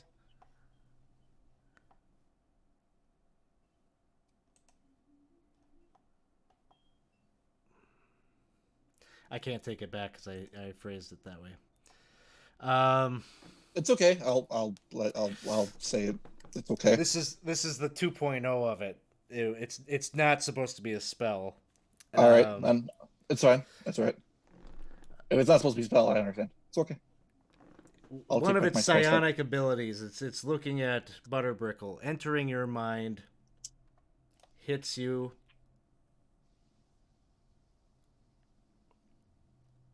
And has you dominated under its control. Oh boy. Uh-oh. Uh-oh. You now feel under direct influence of the Mind Flayer, who is directing you to take your bow and aim it at Sister. Which I think is a do I get to situation- roll this? This happened Well, once before. it's not your turn. It's not your turn quite Okay. yet. It happens to Sister every time Sister's in the game. Yep. I think Someone gets sister, summoned I think and tries to I kill think this Sister. happened to Sister is maybe what I was trying to Uh-oh. say Yep. at one point. Yeah, I got dominated and I tried to kill William. Yeah. Mm-hmm. So that is its turn. Bob, it is your move.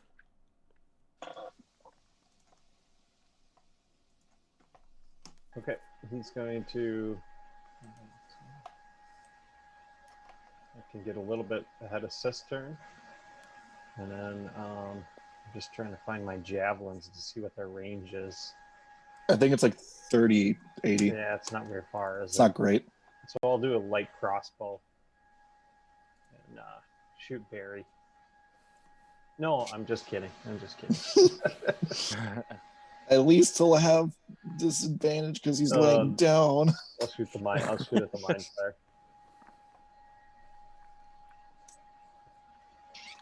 I don't see it. Did it say it misses? Yeah, Oh, it misses. Yeah, he missed. Okay, and then I'll do one more here. Man, I'm having a hard time here with the trying to get this thing to move here. Oh, I think I minimized weapons. That's why. Okay. That one There is you a go. hit. Okay, I'm going to do a divine smite on that one too. So I just pull the effect onto him, right? Onto yourself, because you're Onto the myself? one. Yep. Okay. I don't think you can smite it with a ranged weapon. With the range. Oh, I yeah, can't, think can it I? has Which to be makes me melee. really sad because then I would definitely That's use right. javelins. Yeah. I can't. That's right. Here, Never mind. I'll take that off of there for you. Can you? Okay. But hey, if you're a zealot barbarian, your smites can work at range. That's applicable. Okay.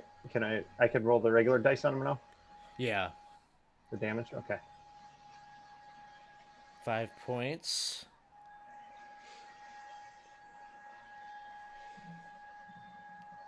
And anything else from Bob? I think that's gonna be it here. That'll be it. Jarl, it is your turn.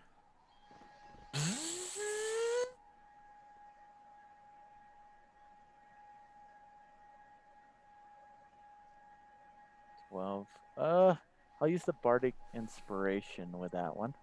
At a D8. You got it. Nice. That will be enough to push it over. Okay, go ahead and give me a wisdom 15, please. Ooh. 19. Okay, I'm gonna hit it. But you'd still deal damage from that Yes. first Yeah, one. I'm doing Cool. the damage. Some kind of buzz Oh saw. no. It's spinning inside. There you go. Yep. Go ahead and give me another one, please. I'll do the damage on it. Oh. You got him. What is this one turning Ooh. into? This one's turning into a pigeon with no wings. God damn it. So a rat. Wingless pigeon. I don't have that token.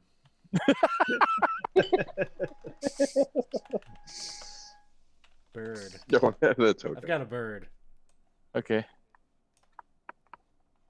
that the kind of bird you were, Isaac? Or just a Hey. word. Sister. All right. 5, 10, 15, 20, 25, 30. I'm going to just get close to William. So that takes up my dash, and that would be my action, unfortunately. Scenario. All right. So it's about 120 feet between floors, right? Is that what we But determined? at least, said the at last least the game, third yeah. and fourth. At least from what we've heard. It was 120 feet between the third and the 4th floor. Do I have a rough idea from going down the elevator how far it is from here to the 3rd floor? To the 3rd floor. That math probably checks out. It would be nearly 200 feet up. Okay. I'm gonna throw a bardic inspiration to Butterbrickle as I come by here. Yep.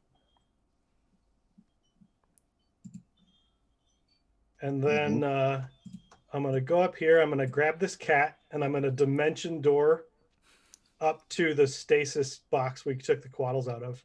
Okay. So I'm gone. I'm just going to make But I'm taking that cat with me. Uh-huh. Uh-huh. That was brilliant. As soon as you asked, I knew it. I was like, that's amazing. Yep. Yeah. I don't get it. So you like kill it on the way there, or what? No, I'm gonna put it in the stasis box and lock it in. I'll put it in the stasis box. Okay. I thought you were gonna chuck a cat off. No. I thought he was going down. I thought you were going down. I thought it was going down the what do you call it? No, the mind player's what's going to be in the No, box as soon as it takes damage, it's not a cat anymore. Right. So I have to do something that eliminates it without killing it. But, well, if it takes that damage, does it like over? No, it takes. No. Yeah, it would pop back. It would transfer over onto the new form. Damage would carry over, but I don't trust that. So I'm gonna go put it in not with mind stasis. flayers, right? I love this because he's gonna. Either way, it's genius. Yeah. So that happens. So scenarios up somewhere else, not on the map. Yeah, Barry, so you can drop me out of here. Yeah, I don't know. I tried to make the tokens invisible. Maybe that didn't work, but that's all right. Yeah, Barry, it worked. Did it work? Okay. See, this seems to be some kind of glitch with Unity here because I can't see certain things that I am doing, even though apparently it's reflected on your view. So Barry makes his saving throw. That's 2 successes. We're back to the top with Lucy. Lucy is going to try to do a medicine check on Barry.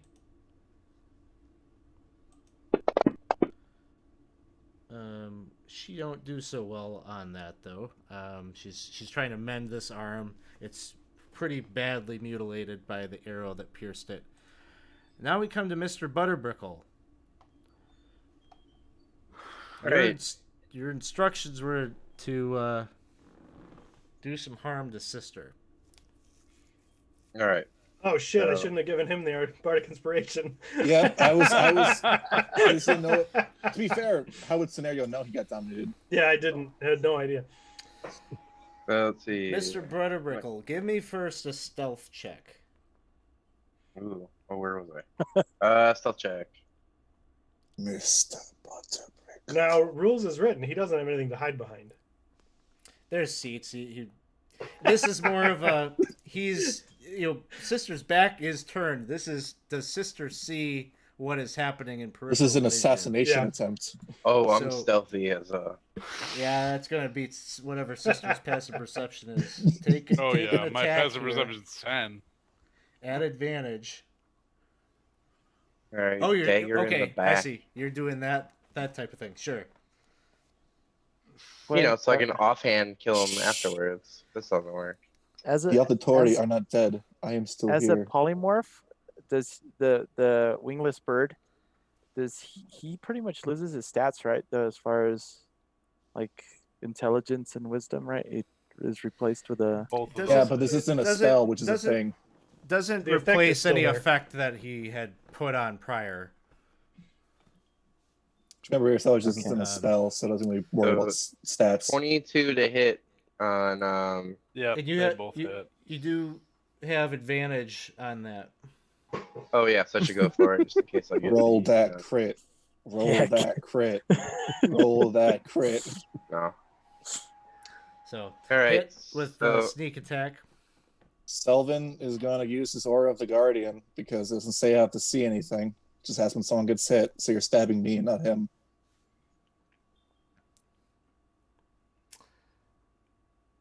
Yeah, so sister takes 17 points back. Selvin is absorbing that damage with that ability. All right. Not So necessarily now, absorbing. so now for me being dominated, would I have to take my second attack? I should, right? You can't because part of that was the bonus action to stealth. Oh yeah, you're right. You're right. Yep. So, all right. So, knife in the back, sister. Selvin, it is your turn. What the? Yeah. Against his better judgment, Selvin's gonna go over to the flightless bird. Bonus action, blinding smite. So he'll get that effect on him. Oop. And it's gonna kill the mind flayer. Just throw it in the chat because the AC would not be the AC of that. Okay. Stat. 14. 14 will hit.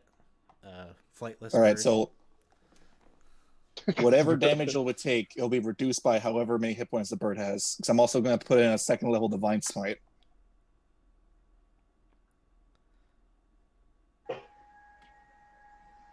So in short, I believe this is 78 points of damage. And I'll throw it in chat. Oop.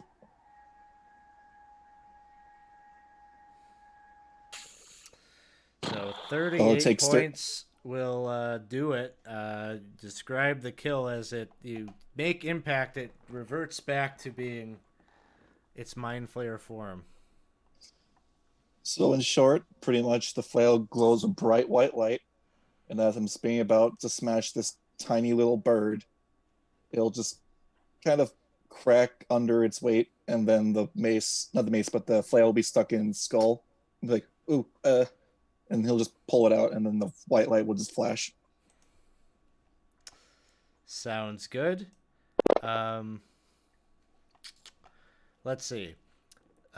Just to make things interesting here, scenario, you've got a cat in your hands that is going to try to escape your grasp. Okay. So let me pull up my cat stats. Should have saved its crit from earlier here. Cat stats. Give me either acrobatics or athletics check opposed against my 11. I like my odds. Yep. So little cat tries to squirm and you got it. Keep hold on it. Let's see. Bob, anything you would like to do right now? You probably just perceived the fact that Butterbrickle did take a big stabbing wound into Sister's back. Does the dominate persist when the creature that did it is dead? I don't know if Bob knows that. Yeah, I don't think Bob would know that. Yeah, that's fine. So Bob's seen him do it though, right? Yep. Victor saw him do it. Or Victor did. Oh yeah. Or I mean. Da! Yeah. What the shit is going on, Mr. Butterbrickle? You're gonna be held accountable for your actions. I'm gonna cast Hold Person on him. All right. Go ahead and drop that wisdom saving throw on Mr. Butterbrickle. All right.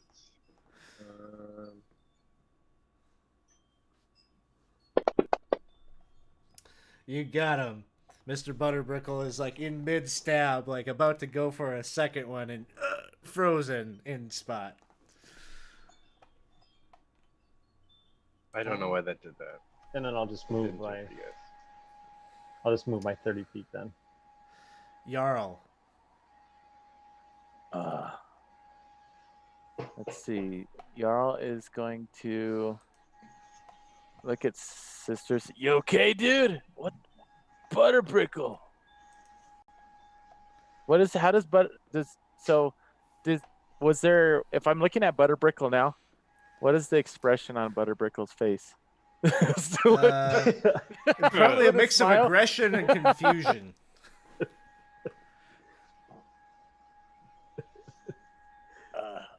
Okay.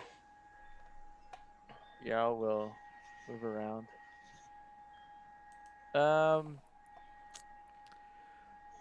William looks.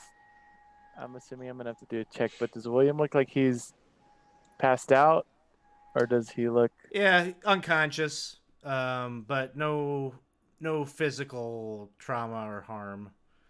Uh, Barry's blade never actually had a chance to cut him. Okay. Since he's fine, let's go ahead and. Thanks to me, by the way. Thanks to me. Kill him. You can't talk right now. Restrain.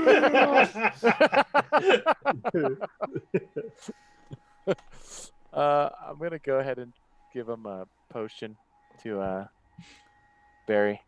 To Barry, okay. Do you stabilize Barry? What the hell are you doing, dude? And he's like, he's reading. He's reading. I mean, he can't ready in action, but he's gonna look like he's like, what were you doing? He's like kind of aggressive about it. You know, Yeah. he's not. Barry, you know, his eyes light up and he says, "Oh no, what? It's like a bad nightmare in here. Where am I?" And he's just belligerent. Sister, it is your turn. I am gonna pull out the blue soda cocktail and Yep. use it as smelling salts for William. And if it doesn't wake him up, I'm gonna throw it in his face. I just want to take advantage of him being knocked out, right? His blonde hair is going to be blue. That's going to Yep. stain forever. Oh yeah, totally. He's gonna have tips. He wakes up like smelling that. You can just see like a kind of revulsion on his face as he smells that. And he says, "Oh, sister, what the heck is going on? Why are you doing this? Get that away from me!" Yeah, escape It's pod awful. asshole, and I'm gonna slap him. And that's it. Who told you about that? Yeah. Meanwhile, I'm gonna get my back stabbed again. Oh, don't worry. You weren't stabbed at all. Oh, that's true. Thank you. And scenario. Cat's in the box and I'm turning the knob. You turn the dial, vroom, that hum kind of comes up around it, and the cat is like, with its one good paw, scratching at the light. And then stasis, and it's locked like that for. It falls over. Cats in the stasis and the man in the moon. Little boy blue. You never had time to play with that cat. Get to know it. Now it's gonna sing songs about you later. When you coming home, Dad? Yep. I don't know when because time's frozen in here. Time is not. Actually, I have no concept of time. So, you have met a couple of the Illithid, it would seem, and dealt with them promptly. As you conclude that, you're trying to make sense of what has all happened. You all hear a voice collectively in your head speak, and it says, "You are powerful, and we were wrong to underestimate you. We did not account for your presence here. But now our fates are intertwined irrevocably. The first blow came from us, and we do apologize for the offense. Our desires, you and us, is the same. We wish to survive. But you must place your trust now in us, because we are the only ones capable of directing this vessel upon which we are all passengers, floating into the great unknown. Without us, you would all die. We offer you a truce. You stay to your quarters above, and we will keep to ourselves in the underdeck. We will cause you no more harm, and you will not come seeking us out. When we reach our destination, we shall allow you to return home using this vessel. We will no longer have need of it." And that'll be the end of the session. You getting this voice. Wow. I can just hear Ash from Army of Darkness. First you want to kill me, now you want to kiss me. Whoa. Blow. So, experience needs to get doled out. You've gotten 3 of the people you were looking for, so there's a bonus 6,000 EXP on top of everything you've earned.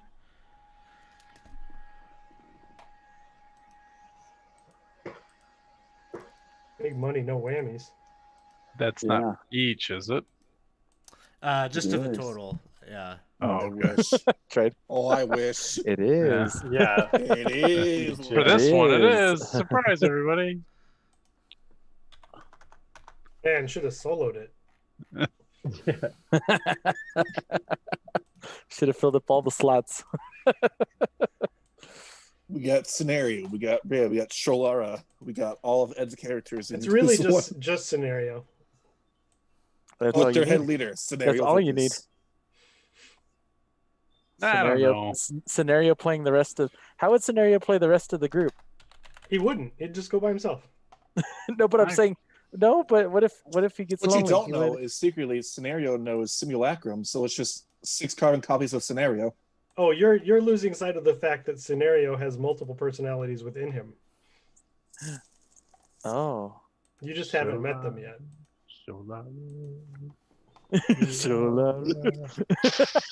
I hear something from a different time. I'm the same bird I used to be.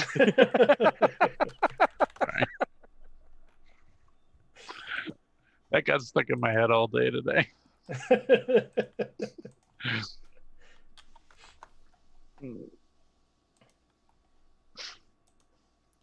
Still Barry's alive, huh? For now. If you would have had that crit, maybe you could have finished the job, but no. Could have no. instantly killed him. Yeah, but that cat's fucked, so that's Butterbrickle, the day ain't over yet. Yeah, I should have double dashed instead of shooting the second mind flayer, and then on my second turn, maybe I could have like sleight of handed a knife into Barry's side or something. You know, you have a paladin whose aura is to negate damage on other people, right? Yeah, but you wouldn't have been in there. You were still slowed at the time. True. Very true. Don't ever say I didn't give you an opportunity to play out your heart's desires there. This so seems like such a Godfather move, you know. Look how he messed with my boy. My You poor just Barry. put the knife in the side, and I'm like, I'm keeping the cannoli, you know. Let us descend to the gods, Barry. Sorry, but I had to go this way. There can be only one cook. Yep, so sister got a level up. Woohoo! Jarl, I think. I don't know if that EXP is the target was updated or not there. Ooh. Oh, I'm so you know close. what? I didn't quite get there. I'm real close. I'm getting closer. I'm gonna give you a little extra there, because so many of you are on the verge there, and this is a good one. So, scenario, you'll go up to 8. Butterbrickle, Nice. you'll go up to 8. Yeah, Jarl, I don't think that second number there must not be updated for level 9, because you're already level 8. What is it? Does anybody have it It's up? it's like 50,000. It's 34,000. To To 8. level, yeah, to 8. But what is it to level 9? 48,000. Yeah. 48. Okay. I'm looking right at it. I'm so close to leveling up. Next time. Well, I'm still one behind everybody. Bob, you're also close too. You can level up to level 7. You'll make up the EXP in time. Okay. How do I change it to 7 though? I've got the level for it. How do I? Oh, down here. Never mind. Got it. Cool. Well, we're just hanging out, doing some housekeeping here. So thanks everyone that came out to hang out with us here tonight. We're playing Expedition to the Barrier Peaks. Got to see some more levels of the spaceship other than just level 1, so that was fun. So this was one of our thank you games for our Patreon supporters. So if you'd like to get in on one of these, you can always jump in and check us out on the Patreon page. We also have games sometimes open up for our subscribers. So if you want to subscribe to the channel, you might be able to get in and come in on our wait list. We'll use our Twitch subscribers to kind of fill in when we got open spots in the games. And Pruno just threw in the chat there, the Discord. Come hang out with us in the Discord. We'll be probably hanging out for a little bit here after the game. So come hang out with us there. Yeah, let me see. I don't know.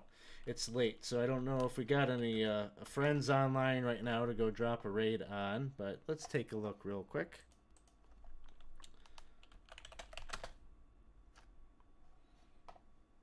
Yeah, I'm not logged in, so I can't see it. So we're just gonna sign off for the night. Believe you me, we've seen a lot of more. Thanks, everybody. Have a good night. We'll see you all soon. Good night. Right. Right.